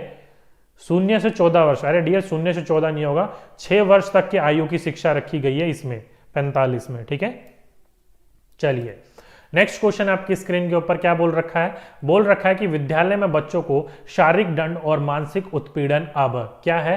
पूर्णतः तरीके से प्रतिबंधित है, यानी कि बंद है। तो सिंपल सी बात है, आप किसी भी बच्चे को मारपीट नहीं कर सकते, केस हो जाएगा। ठीक है, तो ऑप्शन नंबर बी, जिस जिस बच्चों ने लगाया बिल्कुल सही है, पूर्णतः प्रतिबंधित है। ठीक है, चलिए नेक्स्ट क्वेश्चन आपकी स्क्रीन के ऊपर, एक प्राथमिक शिक्षक को शिक्षण और तैयारी के लिए कितने कार्य घंटे प्रति सप्ताह शिक्षा का अधिकार अधिनियम 2009 के अंतर्गत विहित किया गए हैं? तो ध्यान रखिएगा, एक प्राथमिक शिक्षा की बात करी गई है, एक प्राथमिक टीचर की बात करी गई है, उसके लिए कहा गया है कि पढ़ाने का, यानी कि जो शिक्षण है उसकी तैयारी के लिए और पढ़ाने का कार्य घंटा प्रति सप्ताह कितना होना चाहिए? तो मैंने आपको बोला था प्रतिदिन 3.5 घंटे, प्रति वीक 45 घंटे और प्राथमिक के लिए 200 दिन। तो ऑप्शन नंबर सी, जिस जिस बच्चों ने लगाया बिल्कुल सही आंसर लगाया। ठीक है, चलिए नेक्स्ट क्वेश्चन आपकी स्क्रीन के ऊपर, बोल रखा है कि एक कक्षा में 1 से 5 के विद्यार्थियों में कुल 62 विद्यार्थी है, शिक्षक का अधिकार अधिनियम 2009 के अनुसार वह कितने शिक्षक उपलब्ध होंगे? क्या बोल रखा है कि 1 से 5वीं तक की क्लास है उसमें कितने हैं? 62 हैं। तो अभी मैंने आपको बोला 30 पर जब 1 होते हैं, 30 पर 1 होगा, बचा आपके 2, उस पर भी 1 होगा, यानी कि 3 टीचरों की आवश्यकता है। तो ऑप्शन नंबर थर्ड, जिस जिस बच्चों ने लगाया बिल्कुल सही आंसर लगाया। ठीक है, सॉरी सेकंड 3। चलिए नेक्स्ट क्वेश्चन, एक कक्षा 2 से विद्यालय, क्या बोल रखा है कि एक कक्षा 2 से विद्यालय छोड़े हुए बच्चे की आयु 13 वर्ष है, उसने शिक्षा के अधिकार अधिनियम 2009 के अनुसार किस कक्षा में प्रवेश दिया जाएगा? ध्यान रखिएगा, एक कक्षा 2 में एक बच्चे ने स्कूल छोड़ा था, अब वो 13 वर्ष का है, तो उसे शिक्षा अधिकार अधिनियम 2009 के अनुसार किस कक्षा में प्रवेश दिया जाएगा? तो ध्यान रखिएगा, जब उसने दूसरी क्लास में छोड़ा था उसकी एज हमें पता नहीं है कितनी है, लेकिन आज जो है उसकी एज क्या है? 13 वर्ष है। 13 वर्ष के हिसाब से जो बच्चा होना चाहिए वो किस में होना चाहिए? 7th क्लास में होना चाहिए। किस में? 7th क्लास में। Option number 4। कैसे? देखिए, 6th का पहला, 7th का दूसरा, 8th का तीसरा, 9th का चौथा, 10th, 11th और 12, क्या होगा ये? 7th। अब 7th के हिसाब से यहाँ पर ऑप्शन 8 तो है नहीं, तो देखो 12 साल का है। अब क्या यहाँ पर देखो 6 से 7 क्रॉस करेगा, 7 से 8 में इसमें, 8 से 9 इसमें, 9 से 10 इसमें, 10 से 11 इसमें, 11 से 12 इसमें और 12 से 13 इसमें, तो 13 साल का 7वीं क्लास में। ऑप्शन नंबर 4 इसका बिल्कुल सही आंसर था। ठीक है, चलिए नेक्स्ट क्वेश्चन आपकी स्क्रीन के ऊपर क्या बोल रखा है? विद्यालयों में शारीरिक दंड पर रोक लगी है। ये तो क्वेश्चन शायद अभी रिपीट हो गया है, अभी मैंने आपको बताया भी था, किसके द्वारा? आरटी एक्ट 2009 के द्वारा रोक लगी है, किसी भी बच्चों को आप मारपीट नहीं कर सकते हो। ओके, तो इंपॉर्टेंट है, ध्यान रखिएगा। ऑप्शन नंबर 4 जिस बच्चों ने लगाया बिल्कुल सही लगाया। और लिख लीजिए अपना अपना टॉपिक, सतत एवं व्यापक आकलन या फिर पदोन्नति। ओके, अब देखो सीसीई कॉन्टिन्यूअस एंड कॉम्प्रिहेंसिव को समझाने से पहले आपको यह पता होना चाहिए क्या कि आकलन क्या होता है और मूल्यांकन क्या होता है, असेसमेंट क्या होता है और इवैल्यूएशन क्या होता है। ओके, सबसे पहले तो आपको यह पता होना चाहिए कि होता क्या है, फिर हम बात करेंगे कॉन्टिन्यूअस एंड कॉम्प्रिहेंसिव के बारे में। ठीक है, चलिए।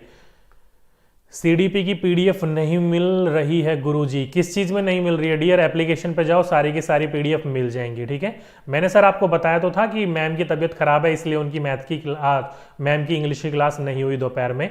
कल आपकी क्लास होगी, मैम अगर रिकवर कर जाएंगी तो। ठीक है, चलिए, तो आकलन और मूल्यांकन आखिर होता क्या है? तो ध्यान रखिएगा, मूल्यांकन या आकलन शिक्षण का एक अभिन्न अंग है, अर्थात अधिगम तभी संभव है जब आकलन होता रहे।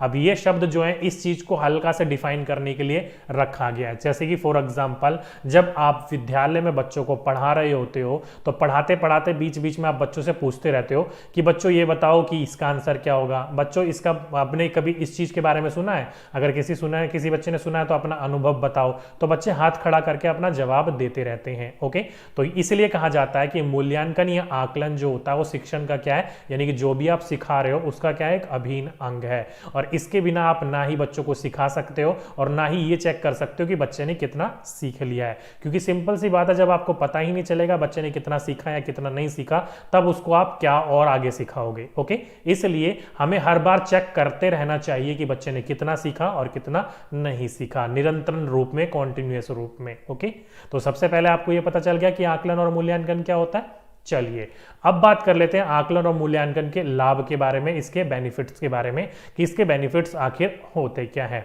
तो ध्यान रखिएगा, इससे बच्चों का अधिगम का स्तर क्या होता है? बढ़ता है, इंक्रीज होता है। अब फॉर एग्जांपल के रूप में आपने ये चेक कर लिया कि बच्चे को कहाँ दिक्कत आई, क्यों बच्चा उस चीज को सीख नहीं पाया, तो जिस चीज का आपने पता करा इस कारण बच्चा सीख नहीं पाया, तो आप उसको क्या करते हो? आप वहां से उसको दोबारा रिमीडियल टीचिंग देते हो, मतलब उसको रचनात्मक देते हो कि जो चीज आप नहीं सीख पाए वो क्यों नहीं सीख पाए, उसका कारण जानना और फिर उस चीज को दूर करना। अब जब दूर कर दोगे तो सीखने सिखाने की प्रगति कहीं ना कहीं तेज होगी, तो अधिगम का स्तर क्या होगा? बढ़ेगा। ओके, इंपॉर्टेंट है, ध्यान रखिएगा इस पॉइंट को।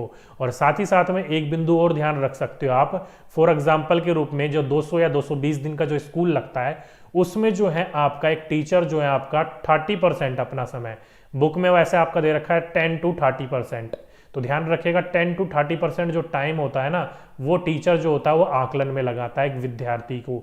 अगर आपके पास 220 दिन है या फिर 200 दिन है तो उसमें से 60 दिन जो होंगे वो आकलन पर ही लगाएगा। ओके, तो इस तरीके से आप समझ लीजिएगा, अगर क्वेश्चन पूछा जाए कि एक टीचर जो होता है अपने बच्चों को आकलन करने के लिए, उनका इवैल्यूएशन करने के लिए, असेसमेंट करने के लिए कितना टाइम लेता है या कितना टाइम अपना लगाता है पढ़ने पढ़ाने में, तो 10 से 30% टाइम लगाता है। ओके, इंपॉर्टेंट है, ध्यान रखिएगा इस पॉइंट को। ठीक है,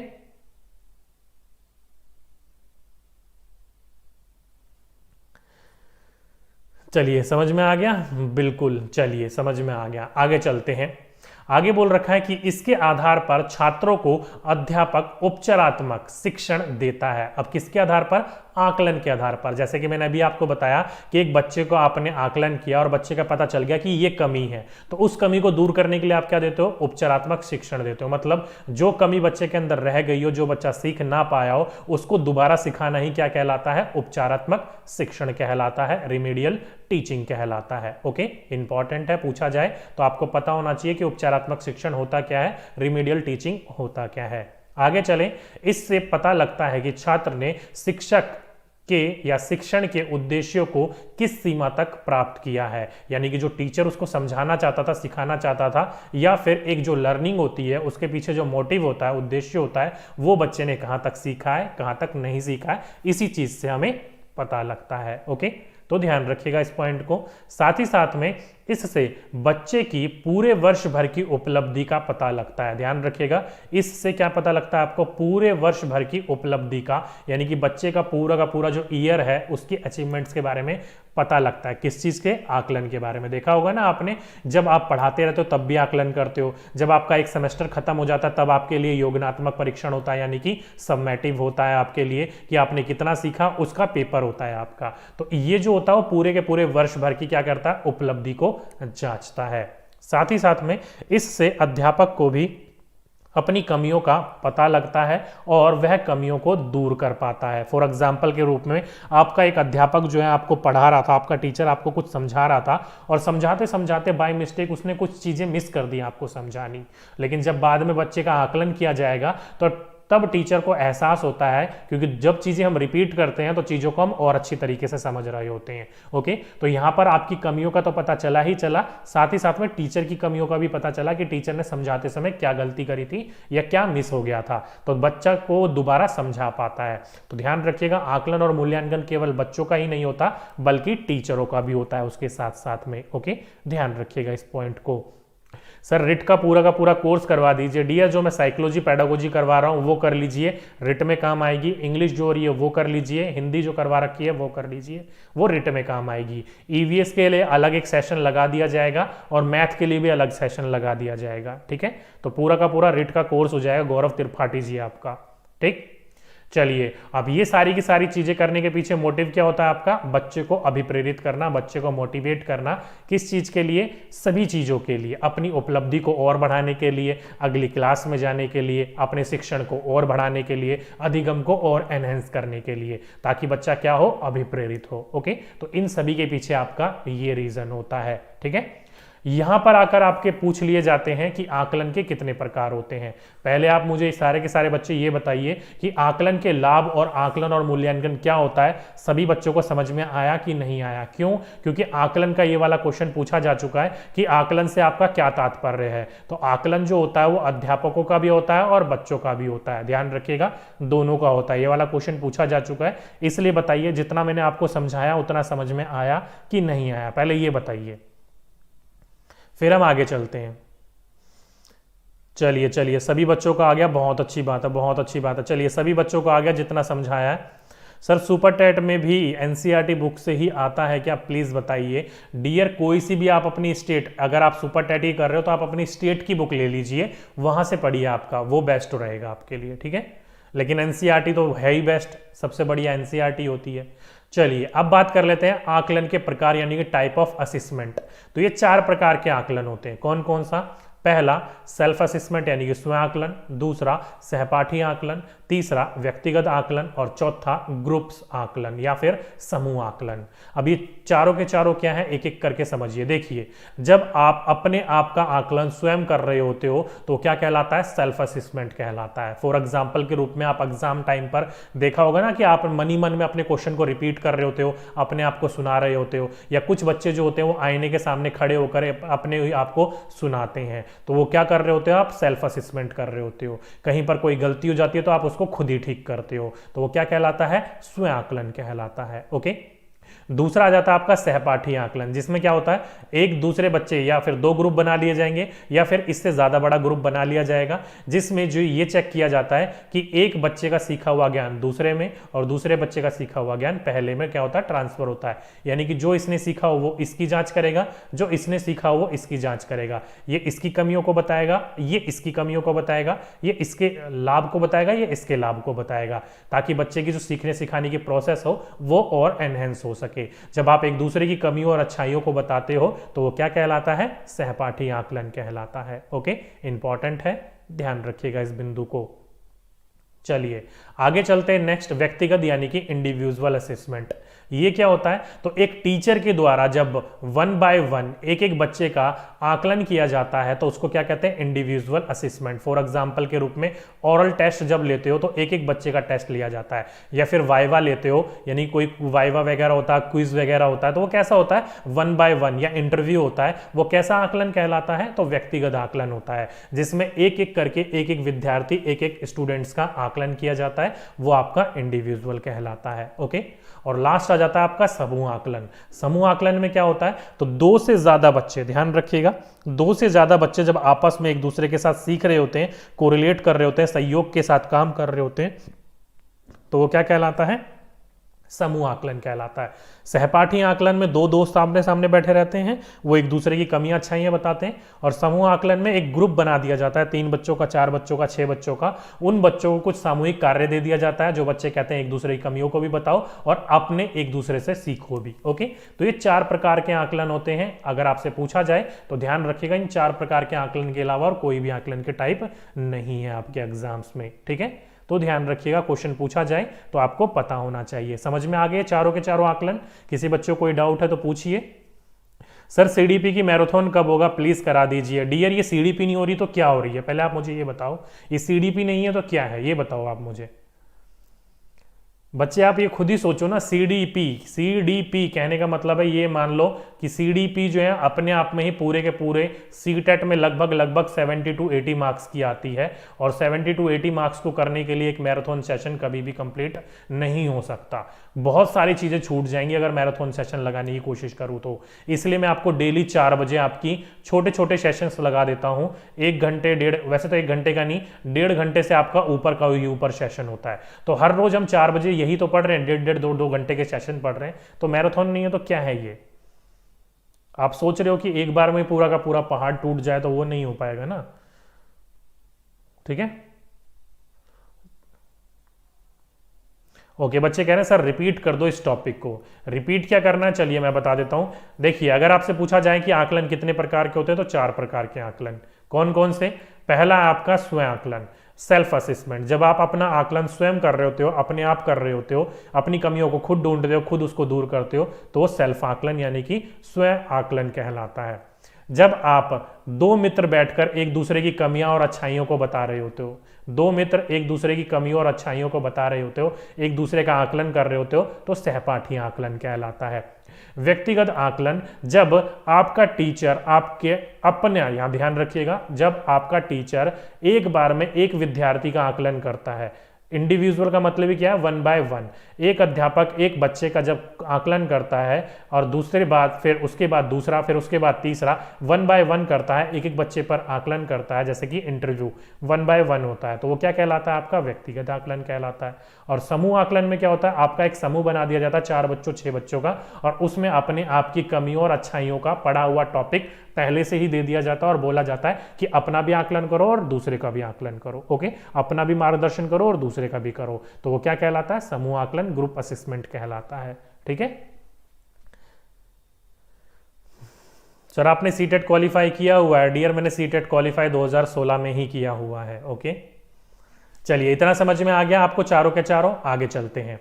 आगे चलें तो आकलन के प्रमुख प्रतिमान। अब आपसे पूछा जाए कि मेजर पैरामीटर जो होते हैं असाइनमेंट्स असेसमेंट्स के, वो कितने होते हैं, तो ध्यान रखिएगा वो 4 प्रकार के होते हैं। कितने प्रकार के होते हैं? 4 टाइप्स के होते हैं। इंपॉर्टेंट है ये चारों के चारों। अधिगम के रूप में आकलन, अधिगम का आकलन, अधिगम के लिए आकलन, अधिगम में आकलन, ये चारों के चारों आपको अच्छी तरीके से समझने हैं, क्योंकि इन चारों से क्वेश्चन हर बार पूछा जाता है। एक क्वेश्चन आपका यहां से फिक्स है। ओके, तो पहले बात कम करो, कमेंट पर कम ध्यान दो, जो पढ़ा रहा हो उस पर ध्यान दो।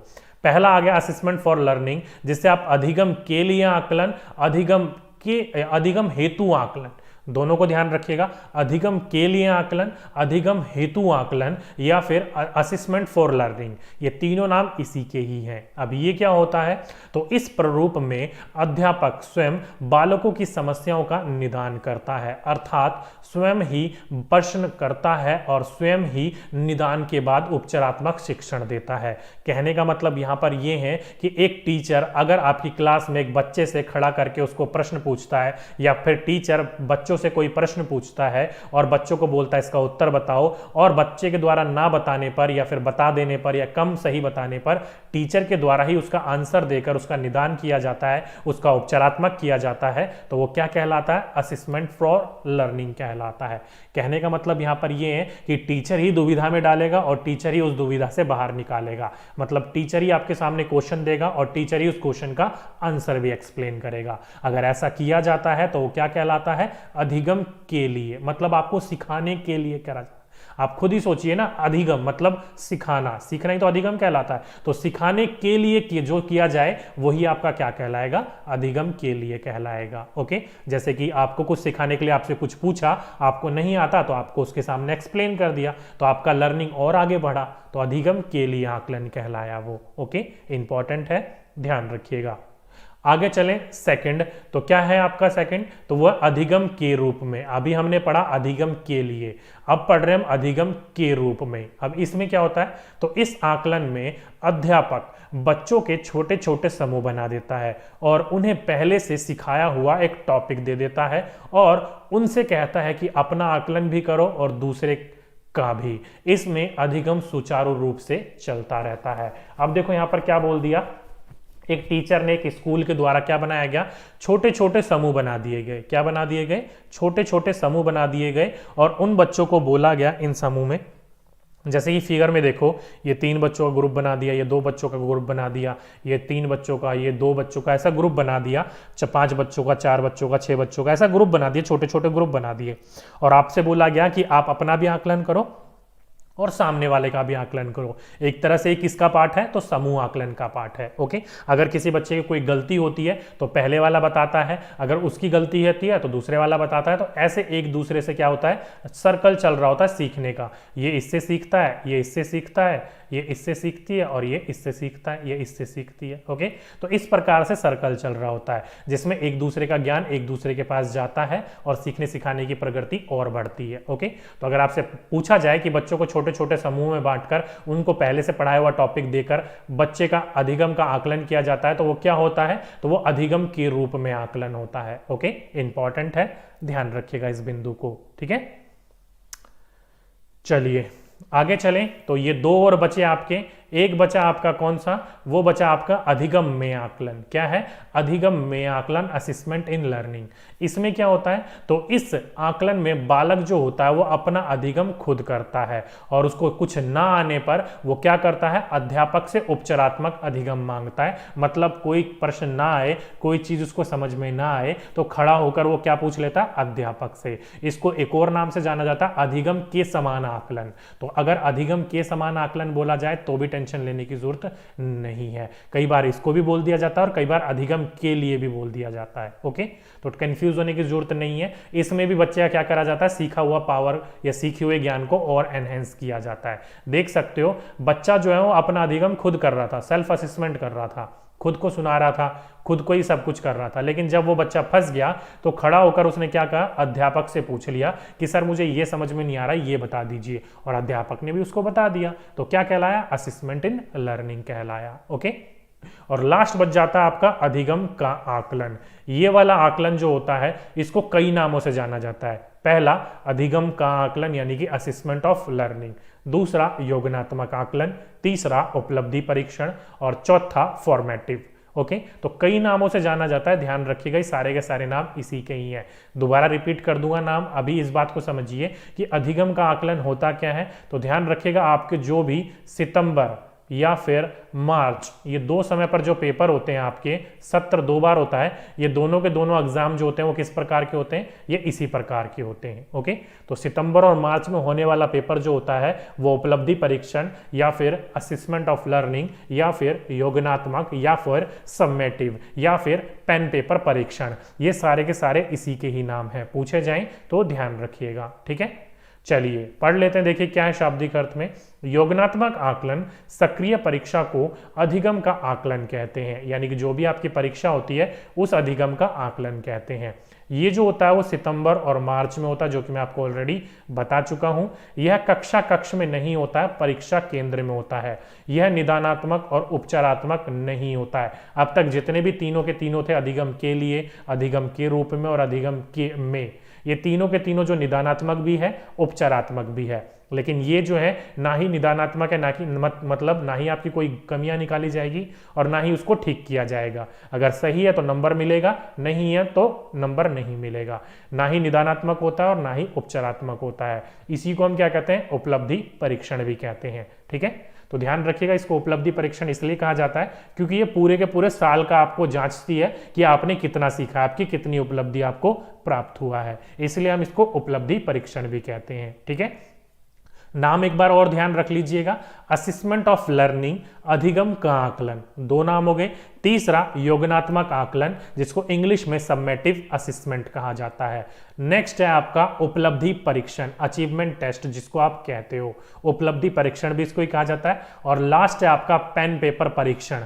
पेन पेपर परीक्षण इसलिए कहा जाता है क्योंकि ये पेन और पेपर के द्वारा परीक्षा दी जाती है, इसलिए इसको पेन पेपर परीक्षण भी कहा जाता है। ओके, तो ये सारे के सारे चीजें ध्यान रखनी है और साथ ही साथ में आपको ये भी ध्यान रखना है ये ना ही निदानात्मक होता है और ना ही उपचारात्मक होता है। ओके, चलिए अब मुझे बताइए कि ये चारों के चारों आपको समझ में आए कि नहीं आए। Assessment for learning, assessment as learning, assessment in learning और असेसमेंट ऑफ लर्निंग, ये चारों के चारों आपको समझ में आए कि नहीं आए। जिस बच्चे को नहीं आए तो कंफ्यूजन दूर कर लीजिए अभी, नहीं तो बाद में बड़ी दिक्कत होगी। यहां से क्वेश्चन जरूर पूछा जाता है। जल्दी से बताइए समझ में आया कि नहीं आया।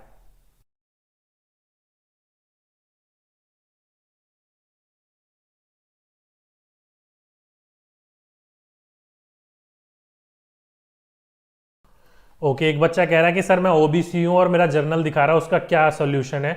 तो डियर इसका सॉल्यूशन अभी तो नहीं है, लेकिन आप पेपर दे दीजिए और 90 नंबर से ज़्यादा लेकर आइए। जब पेपर आपका हो जाएगा तो बाद में आप इसको ठीक करवा सकते हो। ठीक है, अभी इसका कोई दिक्कत नहीं है।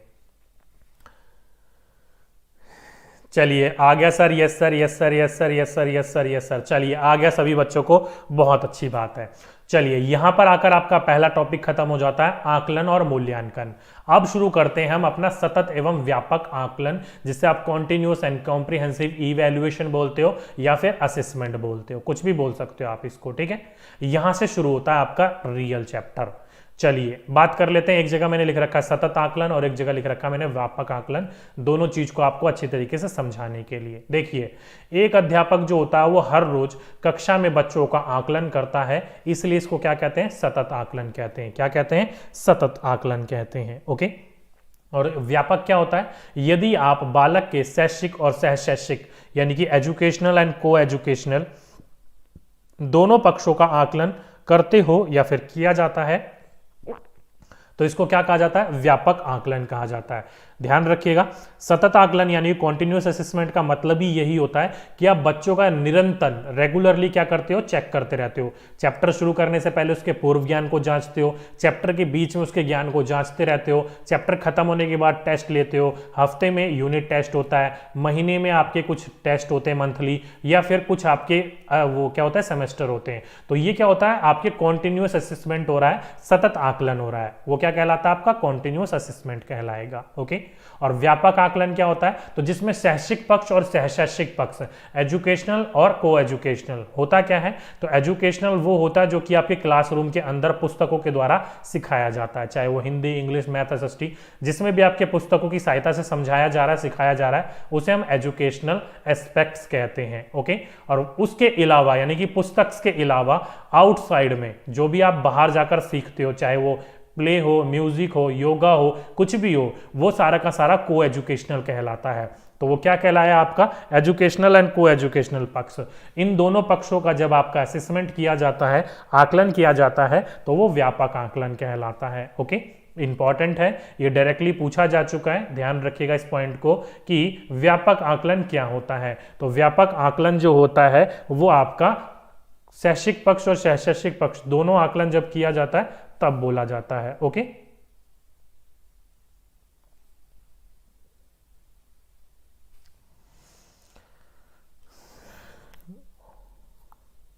ओके बच्चे कह रहे हैं सर असेसमेंट ऑफ लर्निंग बताइए। अरे डियर, मैंने अभी अभी तो आपको अच्छी तरीके से बताया था, एक्सप्लेन कराया था। असेसमेंट ऑफ लर्निंग ये रहा, अधिगम का आकलन, अच्छी तरीके से एक्सप्लेन किया तो था मैंने अभी आपको।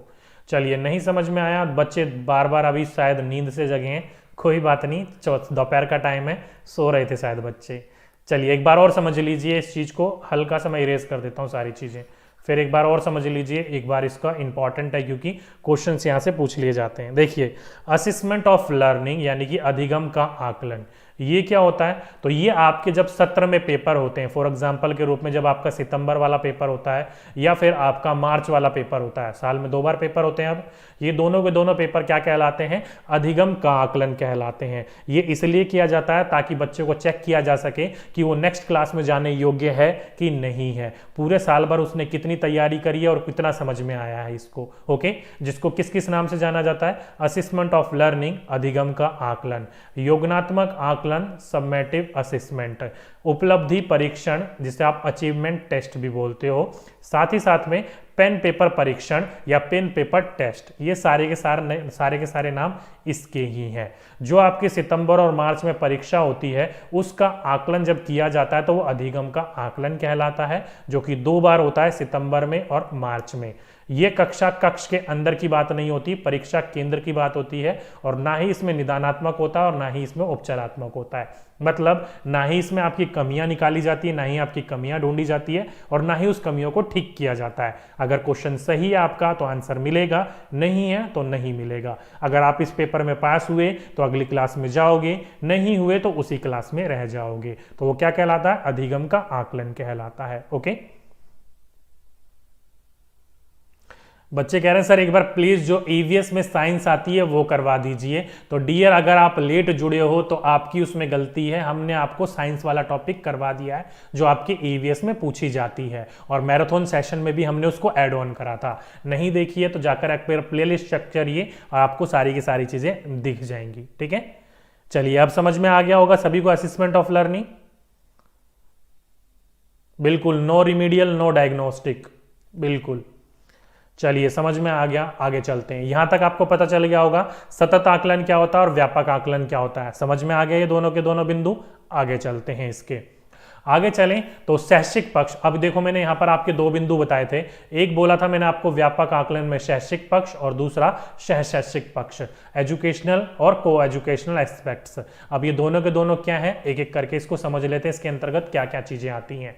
पहला हमने बात कर लिया शैक्षिक पक्ष का, किसके बारे में, शैक्षिक पक्ष के आकलन के बारे में, एजुकेशनल एस्पेक्ट्स के बारे में। ओके, अब ये भी कितने प्रकार के होते हैं, तो ये भी आपके 2 प्रकार के होते हैं। तो अगर आपसे पूछा जाए कि शैक्षिक पक्ष कितने प्रकार के होते हैं, तो 2 प्रकार के होते हैं। कौन कौन सा, तो एक होता है आपका रचनात्मक, जिसके अनेकों नाम हैं, देख सकते हो, अनौपचारिक भी कहा जाता है, निर्णयात्मक भी कहा जाता है, और रूपात्मक भी कहा जाता है, जिसको इंग्लिश में एक ही नाम से जाना जाता है, फॉर्मेटिव असेसमेंट। ओके, तो अगर आपसे पूछा जाए कि फॉर्मेटिव असेसमेंट किसका एक पार्ट है, तो वो शैक्षिक पक्ष का एक पार्ट है। ओके, चलिए इसके अंतर्गत क्या क्या चीजें आती हैं, तो इसमें बच्चों और अध्यापक दोनों की पुष्टि होती है। ध्यान रखिएगा कैसे, अभी मैंने आपको बताया, जब आपकी एक अध्यापिका जो होती है या अध्यापक जो होता है क्लास में पढ़ा रहा होता है, तो पढ़ाने से पहले आपका पूर्व ज्ञान जांचता है, पढ़ाने के द्वारा आपको जो समझाया जा रहा है वो जांचता है, चैप्टर खत्म होने के बाद आपको कितना समझ में आया वो जांचता है। और जांचते समय टीचर जो होता है कई बार समझाते समय जो होता है वो कई चीज़ें गलती कर देता है या कुछ चीज़ें मिस कर देता है, तो मिस करने की वजह से वो चीज़ें जब दोबारा समझा रहा होता है, दोबारा असिस्मेंट कर रहा होता है, तो उसमें वो दोबारा उन चीज़ों को समझा देता है जो उसकी कमी रह गई थी। इसलिए कहा जाता है कि इसमें बच्चों और अध्यापक दोनों की क्या होती है, प्रतिपुष्टि होती है। ओके, इंपॉर्टेंट है, ध्यान रख लीजिएगा इस पॉइंट को। ठीक है,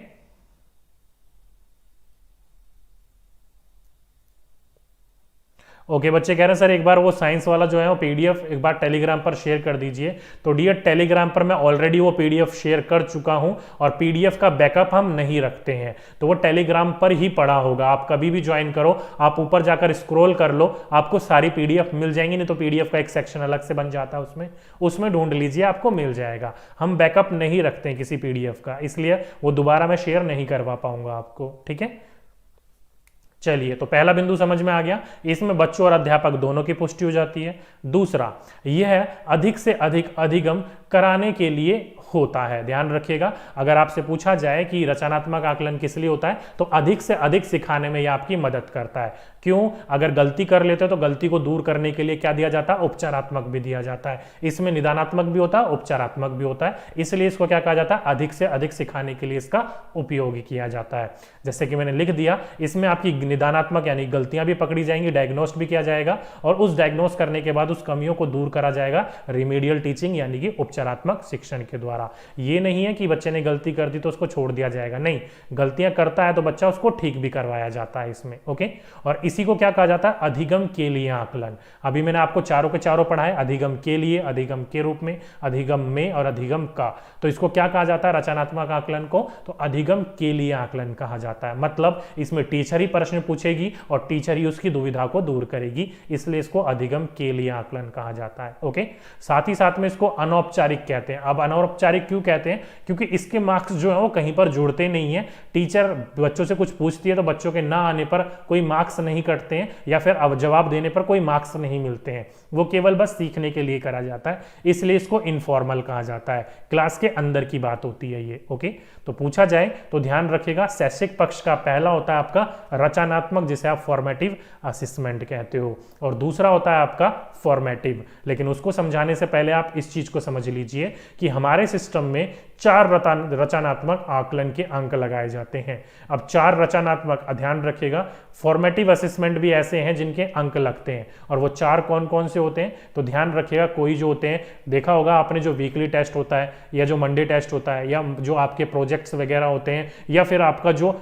एक तरीके से सेशन वाइज टेस्ट लिया जाता है। ओके, तो ये 4 प्रकार के ऐसे टेस्ट होते हैं जिनको रचनात्मक भी माना जाता है और योजनात्मक भी माना जाता है, जिसमें बच्चों की कमियों को भी ढूंढा जाता है और कमियों को दूर भी किया जाता है, और जिनके मार्क्स फाइनल एग्जाम्स में भी जुड़े जाते हैं। ओके, तो अगर आपसे पूछा जाए कि अपने सिस्टम में, अब आर सिस्टम, कितने प्रकार के आपके रचनात्मक आकलन होते हैं जिनके नंबर भी जुड़ते हैं, तो वो 4 प्रकार के होते हैं। ओके, कौन कौन से, तो ध्यान रखिएगा, रचनात्मक के उपकरण एवं तकनीक।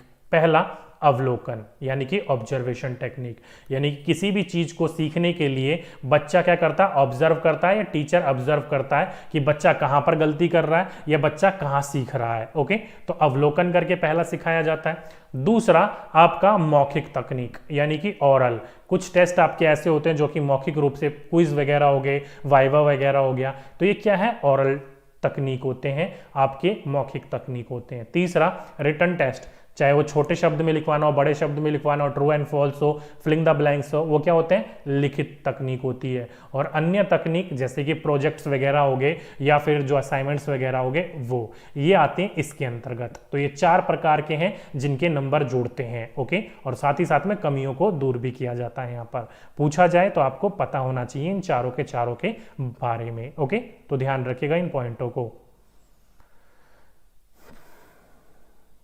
सर आप जो भी करवाते हो बहुत हेल्पफुल होता है, इंपॉर्टेंट होता है। Thank you dear. चलिए समझ में आ गया आपको कि शैक्षिक पक्ष जो होता है उसके दो प्रकार होते हैं। पहला रचनात्मक यानी कि फॉर्मेटिव, जिसके इंपॉर्टेंट फैक्ट ये होते हैं, और चार प्रकार के ऐसे टेस्ट होते हैं जो कि रचनात्मक के साथ योगात्मक भी होते हैं, जो कि ये चारों हैं आपके सामने एक्सप्लेन कर दिए मैंने। ठीक है,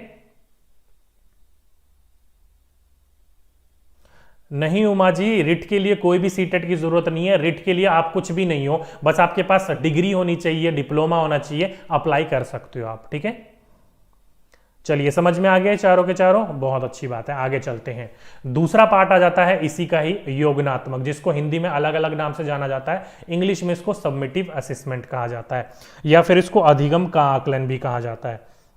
ऐसा क्यों है अभी मैं आपको बताता हूं, ध्यान रखिएगा। ये साल में केवल 2 बार होता है, कब? सितंबर और मार्च में। तो आपको पता चल गया योगात्मक परीक्षण कौन सा होता है, जो सितंबर और मार्च में होता है, जिसको हम अधिगम का आकलन पढ़ रहे थे अभी, वो।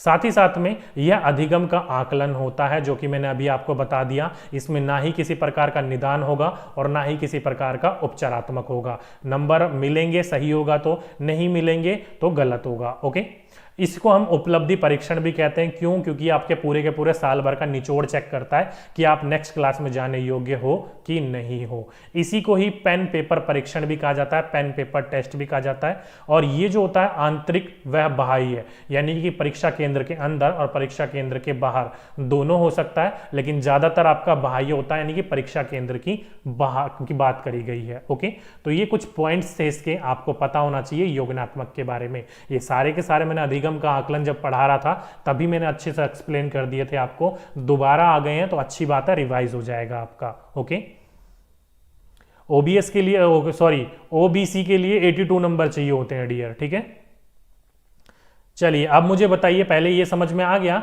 शैक्षिक पक्ष के आकलन के दो होते हैं, एक रचनात्मक होता है और दूसरा होता है योगात्मक। दोनों मैंने आपको अच्छी तरीके से समझा दिया, आया कि नहीं आया? डियर आई थिंक जो है 2 फरवरी लास्ट डेट है, 4 फरवरी शायद बढ़ा दी हो तो पता नहीं, 2 फरवरी लास्ट डेट थी, ये तो मुझे पता था। चलिए क्लियर है, बहुत अच्छी बात है। अब चलते हैं दूसरे पक्ष के ऊपर, जो कि आपका सहशैक्षिक पक्ष है। शुरुआत पर चलते हैं, शायद आप भूल गए होंगे, मिस हो गया होगा। तो मैंने आपको बोला था जो व्यापक आकलन होता है, कौन सा व्यापक आकलन होता है, वो 2 प्रकार के होते हैं, शैक्षिक और सहशैक्षिक।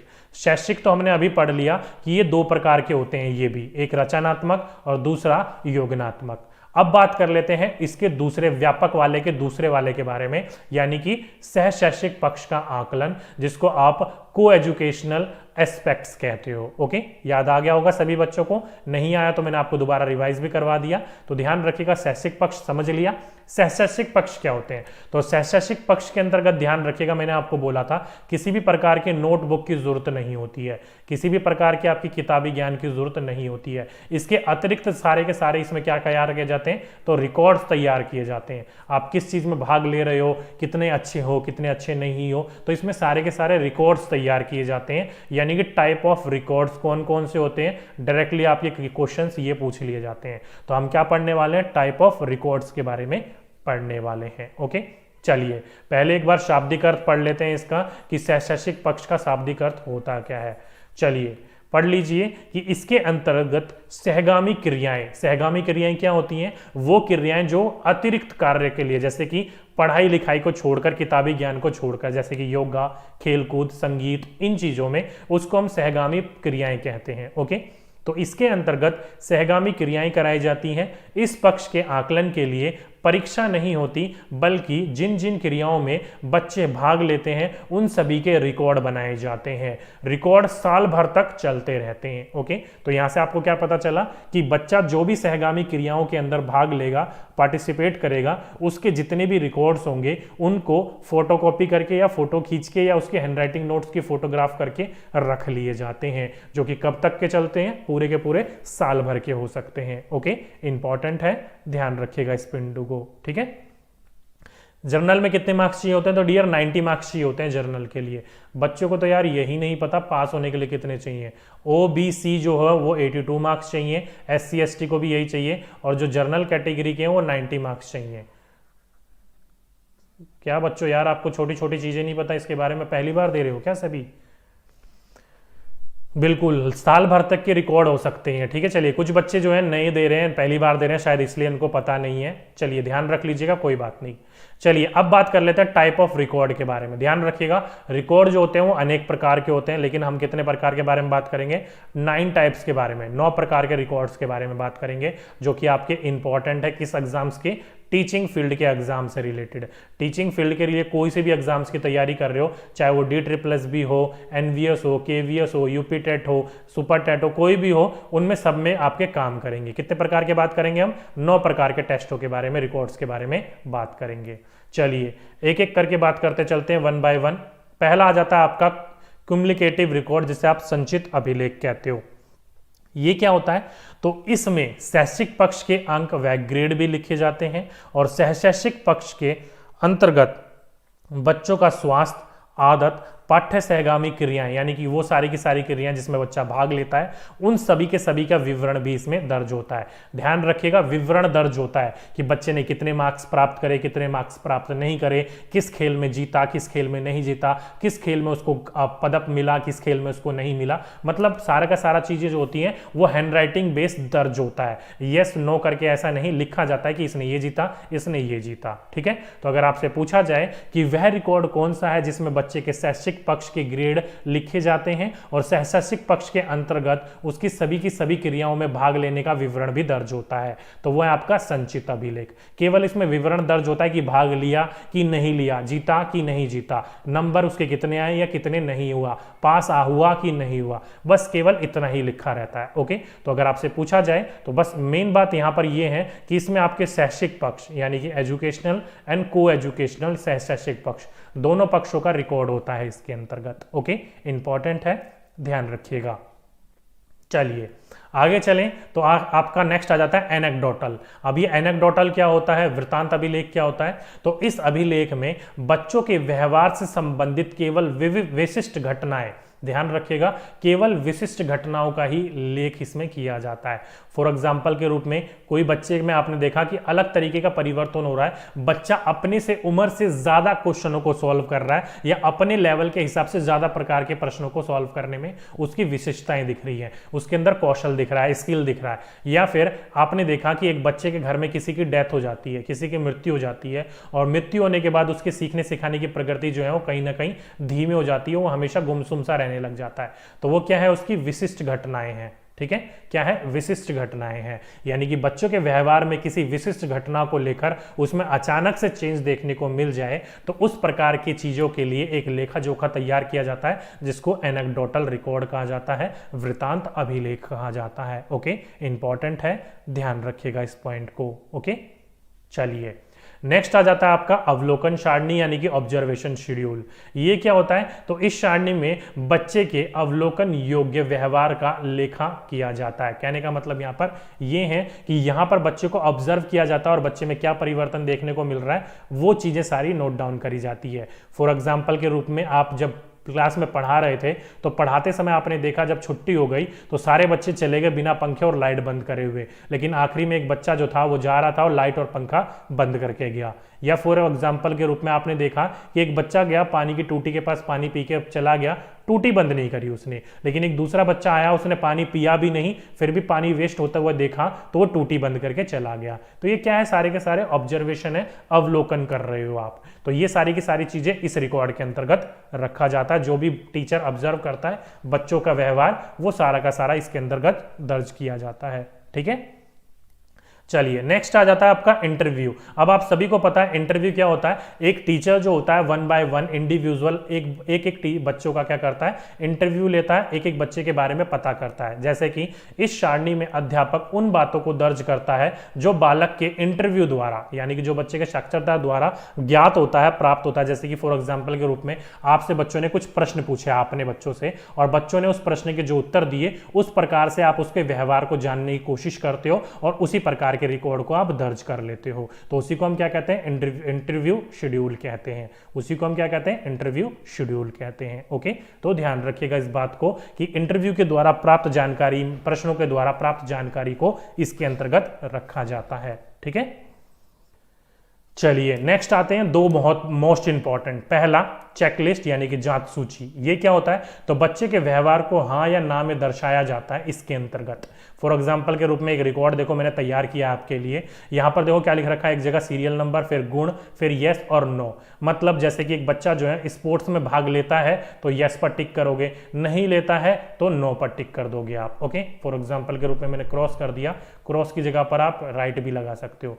फॉर एग्जाम्पल के रूप में कोई बच्चा टाइम का पंक्चुअल है तो यस लिखोगे, नहीं है तो आप नो पर टिक कर दोगे। तो यहाँ पर आपकी सारी की सारी चीजें कैसे रखी जाती हैं, वो यस और नो में दर्शाई जाती हैं। जो कि कैसे होता है, तो ऑब्जर्वेश करके, अवलोकन करके, क्योंकि ये सारी की सारी चीजें जो देखो बच्चा पार्टिसिपेट कर रहा है कि नहीं कर रहा, ऑब्जर्व करोगे, पंक्चुअल है कि नहीं है ऑब्जर्व करोगे, डिसिप्लिन है कि नहीं है ऑब्जर्व करोगे। तो ये सारी की सारी चीजें कैसे होती हैं, ऑब्जर्व करके होती हैं, अवलोकन करके होती हैं। ओके, नेक्स्ट है आपका अनुस्थिति यानी कि रेटिंग स्केल। अब रेटिंग स्केल क्या होता है, तो इसमें गुणों के स्थान पर बातें की जाती हैं। क्या कैसे करी जाती है, गुणों के स्थान के द्वारा बातें की जाती हैं। जैसे कि पहले यस नो करा जा रहा था, तो इसमें अब आपका average, good, very good, excellent, superior, very superior ऐसे करके डिस्ट्रीब्यूट किया जाएगा। कम से कम 3 बिंदु, ज्यादा से ज्यादा 7 बिंदु, ध्यान रखिएगा। कम से कम इसको 3 बिंदुओं में बांटना ही होता है आपको, जैसे कि average, good and very good. अब इसको ज्यादा से ज्यादा आप 7 बिंदुओं तक ले जा सकते हो, एक्सीलेंट, सुपीरियर, वेरी सुपीरियर ऐसे करके आप 7 बिंदुओं तक ले जा सकते हो। ये वाला क्वेश्चन पूछा जा चुका है कि रेटिंग स्केल को निम्नलिखित में से कितने बिंदुओं तक विस्तारित किया जा सकता है, तो 7 बिंदुओं तक, और कम से कम 3 बिंदु होने ही होने चाहिए। इंपॉर्टेंट बिंदु है, पूछा जाए तो ध्यान रखिएगा। अब फॉर एग्जाम्पल के रूप में कोई बच्चा जो है स्पोर्ट्स में थोड़ा बहुत भाग लेता है, क्या कर लेता है, थोड़ा बहुत, तो आप उस पर एवरेज पर टिक करोगे। और कोई बच्चा जो है बहुत ज्यादा भाग लेता है तो आप उसको वेरी गुड पर या एक्सीलेंट पर टिक कर दोगे। लेकिन यहां पर आप इस चीज को नहीं दर्शा सकते। कोई बच्चा अगर कम, मुश्किल से 10 गेम में से एक गेम में पार्टिसिपेट कर लेता है तो आप उसको नो पर ही टिक करोगे, यस पर टिक नहीं करोगे। क्यों, क्योंकि बहुत कम पार्टिसिपेट करता है वो। लेकिन यहां पर बच्चे का ऐसा नहीं है, कम करेगा तो कम पर, ज्यादा करेगा तो ज्यादा पर, गुणों के आधार पर इसको बांटा गया है। इसलिए ध्यान रखिएगा इन दोनों को। ओके, इसमें अगर थोड़ा बहुत भी करेगा तो उसको 9 पर ही टिक हो जाता है, यस पर टिक नहीं होता है। ठीक है, इसी हिसाब से पूछ लिया जाता है कई बार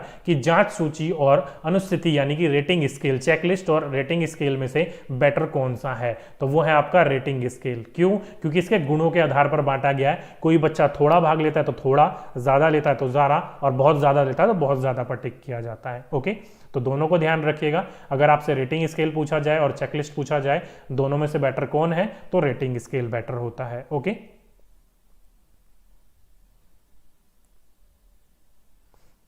ओके बच्चे कह रहे हैं पोर्टफोलियो के बारे में बताइए। डियर, ये लीजिए पोर्टफोलियो के बारे में।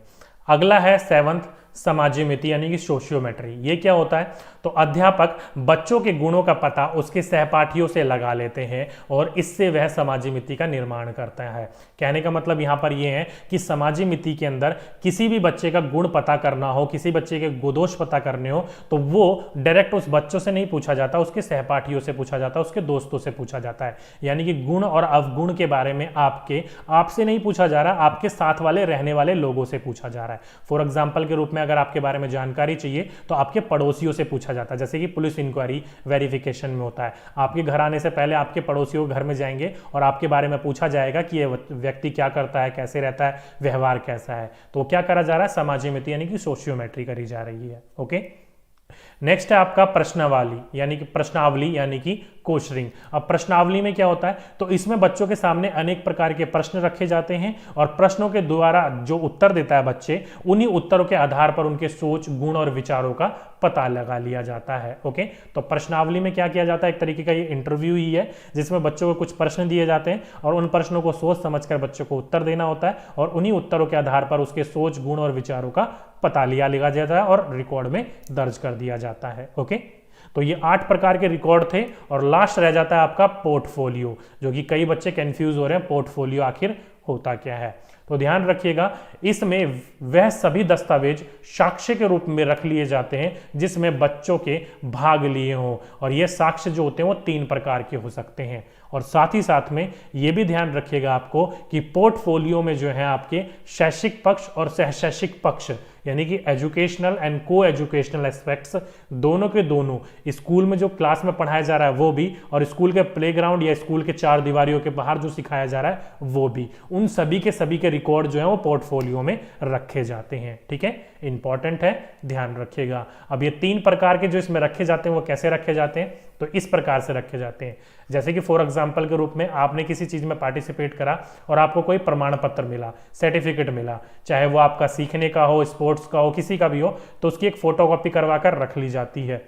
दूसरा, बच्चों के द्वारा खींचे गए फोटोग्राफ, कोई बच्चा अच्छा फोटो खींचता है तो उसके द्वारा फोटोग्राफ को भी खींचकर यहाँ पर रख लिया जाता है। या फिर बच्चों के द्वारा अपने हाथ से लिखे गए की फोटोग्राफ, कोई भी आपने बच्चों से अपने हाथ से कोई कविता लिखी, कहानी लिखी, उसकी हैंडराइटिंग अच्छी है तो उसकी फोटोकॉपी या फोटोग्राफ भी रख लिया जाता है। तो इन 3 चीजों की तरीके से रखा जाता है। देख सकते हो कोई रिकॉर्ड दर्ज नहीं होता, हाँ नहीं या कोई स्टेटमेंट नहीं लिखी जाती, जो प्रूफ है ना वो रखा जाता है। जैसे कि प्रमाण पत्र रख लिया जाता है।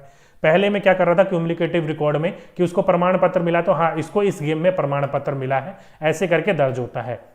लेकिन यहां पर उसकी कॉपी ही रख ली जाती है, हर चीज की कॉपी रखी जा रही है। ओके, तो 3 प्रकार से रखे जाते हैं, पूछा जाए तो ध्यान रखिएगा इसको। ठीक है, नेक्स्ट है पोर्टफोलियो जो होते हैं वो शैक्षिक पक्ष और सहशैक्षिक पक्ष दोनों के यहाँ पर दस्तावेज रखे जाते हैं। मैंने आपको पहले ही बता दिया, क्लास में जो बच्चों को पुस्तकों के द्वारा समझाया जा रहा है वो भी रखा जाता है, और प्लेग्राउंड या फिर स्कूल की 4 दीवारियों को बाहर समझाया जा रहा है वो भी रखा जाता है यहाँ पर। ठीक है, पोर्टफोलियो जो होता है एक फोल्डर के रूप में होता है जिसमें क्या होता है सभी वर्गों के चीजें रख ली जाती हैं। कैसे, एक साक्ष्य के रूप में रख लिया जाता है। जैसे कि प्रमाण पत्र रख लिया, कुछ खींचा उसका फोटोग्राफ रख लिया, कुछ उसको मिला उसका फोटोग्राफ रख लिया, उसकी प्रगति के बारे में उसके फोटोग्राफ करके लिख लिया, जैसे कि मेडल वगैरह मिला उसकी फोटो खींच के रख ली। तो सभी के सभी फोल्डर को एक ही वर्ग में रखा जाता है, अलग अलग वर्ग में नहीं रखा जाता है। ओके, एक पूरी की पूरी ब्लैक कलर की फाइल या कैसे भी कलर की फाइल हो सकती है, उसी फाइल में पूरे का पूरा साल भर का ब्यौरा दर्ज होता है। जिससे क्या पता लगता है, तो इससे यह पता लगता है कि बच्चे की निरंतर प्रगति का विवरण। क्या मतलब है, इसका मतलब यह है कि पूरे के पूरे साल भर में बच्चे की कैसी प्रगति रही है, बच्चे का कैसा प्रोग्रेस रहा है, उसके बारे में जांच करने के लिए। इसलिए जो कहा जाता है कि बच्चे के बारे में जानकारी एकत्रित करनी है या बच्चे के बारे में आपको पता करना है कि बच्चा कैसा है, तो उसकी पोर्टफोलियो फाइल को चेक कर लो। पोर्टफोलियो से बेटर कोई सा भी रिकॉर्ड नहीं हो सकता है। ओके, इंपॉर्टेंट है, ध्यान रखिएगा इस पॉइंट को। ठीक है, बिल्कुल। अब पोर्टफोलियो आपको समझ में आ गया होगा।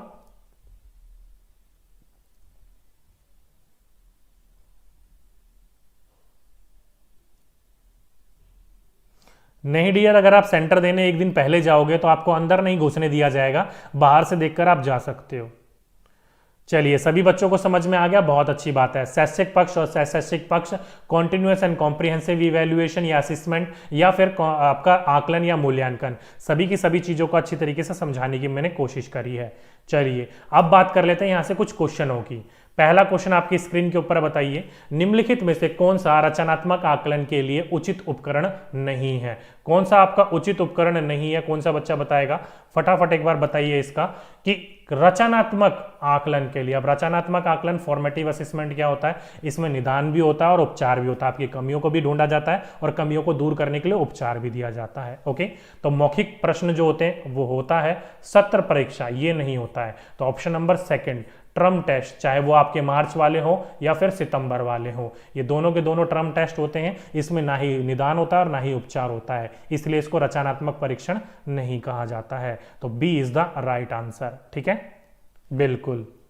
चलिए नेक्स्ट क्वेश्चन आपकी स्क्रीन के ऊपर, आकलन को उपयोगी और रोचक प्रक्रिया बनाने के लिए डैश के प्रति संचेत होना चाहिए। अब देखो, असेसमेंट को है, इवैल्यूएशन को है, आपको क्या बनाना, उपयोगी और रोचक बनाना है, यूजफुल और इंटरेस्टिंग बनाना है। तो उसके लिए आप क्या करोगे, पहला, शैक्षिक और सहशैक्षिक क्षेत्रों या पक्षों में विद्यार्थियों के सीखने के बारे में जानकारी प्राप्त करने के लिए विविध तरीकों का प्रयोग करोगे। बिल्कुल सही है, चाहे वो ऑब्जर्व करके हो या अलग अलग प्रकार के रिकॉर्ड करके हो। बिल्कुल, आपका ऑप्शन नंबर बेस्ट एक ही है। इसको देख लेते हैं और भी देखते हैं। देखिए, प्रतिपुष्टि यानी कि फीडबैक देने के लिए भाषाओं का अलग अलग प्रकार का, नहीं गलत है यार ये तो। नेक्स्ट है, अलग अलग विद्यार्थियों की तुलना कभी भी नहीं करनी है। विद्यार्थियों को बुद्धिमान और औसत के बारे में उपलब्धि नहीं देनी है। तो ऑप्शन नंबर ए, जिस जिस बच्चों ने लगाया बिल्कुल सही लगाया। शैक्षिक और सैक्षिक पक्ष दोनों का आकलन जब करोगे तो वो उपयोगी भी होगा और इंटरेस्टिंग भी होगा। बिल्कुल ए, जिस जिस बच्चों ने लगाया था सही लगाया था। चलिए नेक्स्ट क्वेश्चन, सतत और व्यापक मूल्यांकन की शुरुआत ने मूल्यांकन व्यवस्था को, जल्दी से बताइए, कॉन्टिन्यूस एंड कॉम्प्रिहेंसिव जो है उसका आप शुरुआत ने क्या बोल रखा है, मूल्यांकन की शुरुआत ने मूल्यांकन व्यवस्था को क्या कर दिया है, बच्चों के संपूर्ण व्यक्तित्व को ज्यादा प्रदर्शित करने वाला बनाया है। बिल्कुल ऑप्शन नंबर ए इसका सही हो सकता है। क्यों? क्योंकि सतत एवं व्यापक मूल्यांकन का मतलब ही क्या होता है कि बच्चे का जो व्यक्तित्व है, बच्चा जो सीख रहा है उसको ज्यादा से ज्यादा उसको और एनहेंस करना, ए हो सकता है। आगे चलते हैं, देखिए आगे क्या बोल रखा है, बहुत अधिक विवरणों को शामिल करते हुए जटिल बनाया, नहीं, ज्यादा से ज्यादा चीजों को इस्तेमाल करके उसको सिंपल और उपयोगी बनाया, जटिल यानी कठिन नहीं बनाया। अस्पष्ट बनाया, ये तो बिल्कुल ही गलत है, अस्पष्ट तो हमने पढ़ा ही नहीं है अब तक। केवल केवल के तीन, लेकिन परंतु ये तो गलत ही होते हैं आपके, ठीक है। तो ऑप्शन नंबर ए, जिस जिस बच्चों ने लगाया बिल्कुल सही आंसर लगाया है इसका, ठीक है। चलिए नेक्स्ट क्वेश्चन आपकी स्क्रीन के ऊपर, सामाजिक विज्ञान में मूल्यांकन के संचित अभिलेखों में होना चाहिए, यानी कि जो कम्युनिकेटिव रिकॉर्ड है जिसमें शैक्षिक पक्ष और सैक्षिक पक्ष के क्या रखा जाता है, विवरण को दर्ज किया जाता है। कम्युनिकेटिव रिकॉर्ड, सामाजिक विज्ञान की बात करी गई है, एसएसटी का पेडागोजिकल क्वेश्चन पूछा गया है, तभी मैं बोल रहा था हर जगह क्वेश्चन आपको देखने को मिल सकते हैं। तो क्या होगा, विद्यार्थियों की उपस्थिति और चिकित्सक रिकॉर्ड, विद्यार्थियों द्वारा प्रदर्शित अनुशासनहीनता की घटनाओं का रिकॉर्ड, विद्यार्थियों की रुचि, अभिक्षमता और सामाजिक समायोजनाओं के प्रगतिशील विकास का रिकॉर्ड। ऑप्शन नंबर थर्ड, जिस जिस बच्चों ने लगाया बिल्कुल सही आंसर लगाया कि विद्यार्थी की जो भी रुचि है, जो भी उसकी क्षमताएं हैं, जो भी उसके सामाजिक समायोजनाएं हैं, उन सभी की सभी चीजों का विवरण दर्ज किया जाता है आपके संचित अभिलेख में, यानी कि शैक्षिक पक्ष और सैक्षिक पक्ष दोनों के। तो ऑप्शन नंबर थर्ड सही था, जिस जिस बच्चों ने लगाया। चलिए नेक्स्ट क्वेश्चन आपकी स्क्रीन के ऊपर कि एक शिक्षिका संकल्पना पढ़ाते समय विद्यार्थियों से अक्सर प्रतिपुष्टि लेती है, यानी कि आकलन कर रही है, तो इस क्रिया को रूपनात्मक आकलन कहा जा सकता है। देखिए क्या कर रही है, हर संकल्पना को पढ़ाते समय प्रतिपुष्टि ले रही है, फीडबैक ले रही है, उनका आकलन कर रही है, तो ये क्या है, एक तरीके का रूपनात्मक आकलन है, तो हो सकता है ये बिल्कुल। चलिए आगे चलते हैं, वह क्रिया विद्यार्थियों के चिंतन प्रक्रिया में व्यवधान उत्पन्न करती है, अतः ऐसा नहीं किया जाना चाहिए, मतलब कमियां दिखा रहा है, गलत है ये। यह क्रिया शिक्षकों को उनके उद्देश्यों की प्राप्ति से विचलित, बिल्कुल गलत है कि उनको दुविधा में डाल रहे हैं, गलत है। यह क्रिया कक्षा में प्रेरक वातावरण का निर्माण कर रहा है, बिल्कुल dear, option number fourth is the right answer. मैंने आपको बोला था ना, कई बार ऑप्शन जो होते हैं वो एक में ही दूसरा आंसर आ जाता है। देखो यहां पर क्या किया जा रहा है कि एक शिक्षिका द्वारा पढ़ाते समय बार बार उससे प्रतिपुष्टि ली जा रही है, क्या लिया जा रहा है, फीडबैक लिया जा रहा है। यहां पर कहीं पर भी आकलन की बात नहीं हो रही है, फीडबैक लिया जा रहा है। आकलन भी एक तरीके से हो ही रहा है, जब आप फीडबैक लेते हो तो आप ये चेक करते हो ना कि आपने क्या सिखाया और बच्चों को कितना समझ में आया, और जो आपने सिखाया बच्चों को समझ में आया कि नहीं आया, तो वही एक तरीके का फीडबैक है, प्रतिपुष्टि है। बिल्कुल रचनात्मक या रूपनात्मक आकलन इसको कहा जा सकता है। क्यों? क्योंकि इसमें जो होता है कमियों को भी चेक किया जाता है और उस कमियों को दूर भी किया जाता है, लेकिन मेन पर्पस क्या है आपका, अच्छा वातावरण देकर सिखाने के ऊपर फोकस होता है। तो यहां पर आप अच्छा वातावरण दे रहे हो, डी इसका राइट आंसर होगा। ओके ओके बच्चे कह रहे हैं सर सेकंड में नहीं पूछा है, प्लीज एक बार देखो, सेकंड में नहीं पूछा था क्या?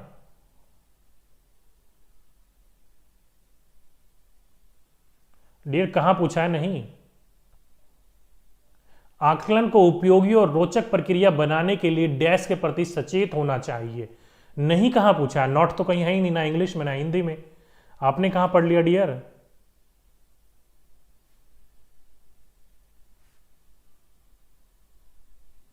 डियर देख लिया कमलेश अग्रवाल जी, नहीं कहीं नहीं पूछा, हाँ पूछा था उसमें, नहीं पूछा होता तो तीन तो वैसे ही गलत है आपके।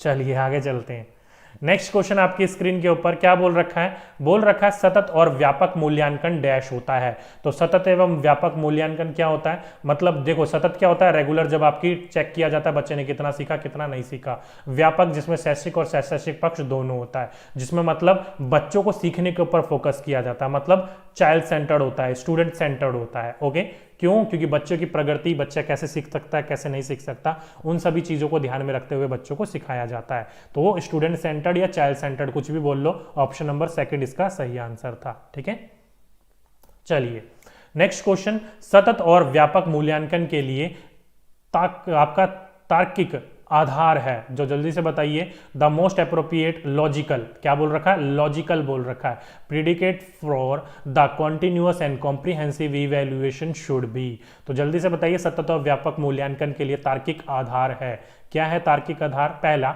सीखने के एक से अधिक पक्षों का आकलन, आकलन के अवसरों का अत्यधिककरण या मानव व्यक्तित्व के समग्र प्रकृति सवगुण या शिक्षकों पर बोझ बढ़ना। देखो क्या बोल रखा है, सतत एवं व्यापक मूल्यांकन के लिए। अब तार्किक की बात है बच्चा, जिसमें ज्यादा से ज्यादा सीखने की बात करी जाए, मतलब सीखने के लिए एक से अधिक पक्षों का आकलन किया जाता हो। ओके, तो ऑप्शन नंबर ओके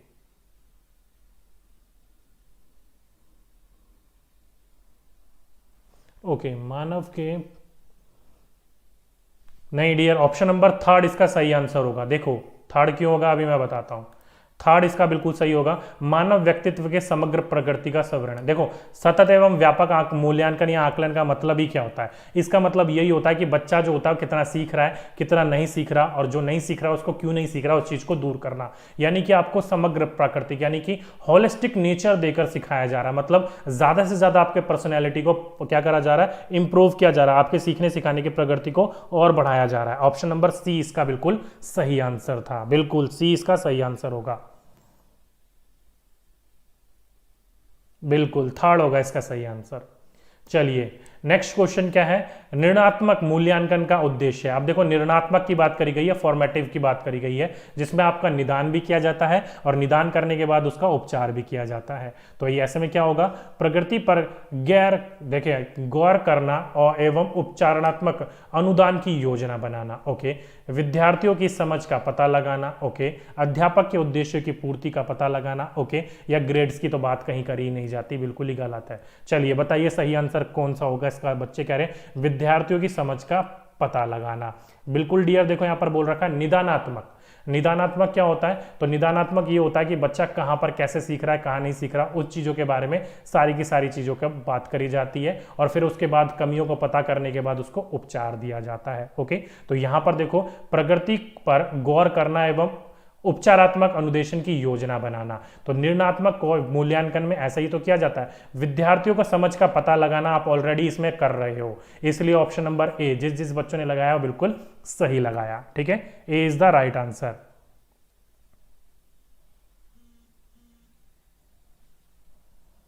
चलिए नेक्स्ट क्वेश्चन, प्राथमिक स्तर पर आकलन में शामिल होना चाहिए। तो प्राथमिक स्तर पर आकलन में क्या शामिल होना चाहिए, जल्दी से बताइए। पहला, शिक्षक द्वारा सतत और रचनात्मक तरीके से किए गए अवलोकनों को बच्चों और अभिभावकों के साथ बांटना।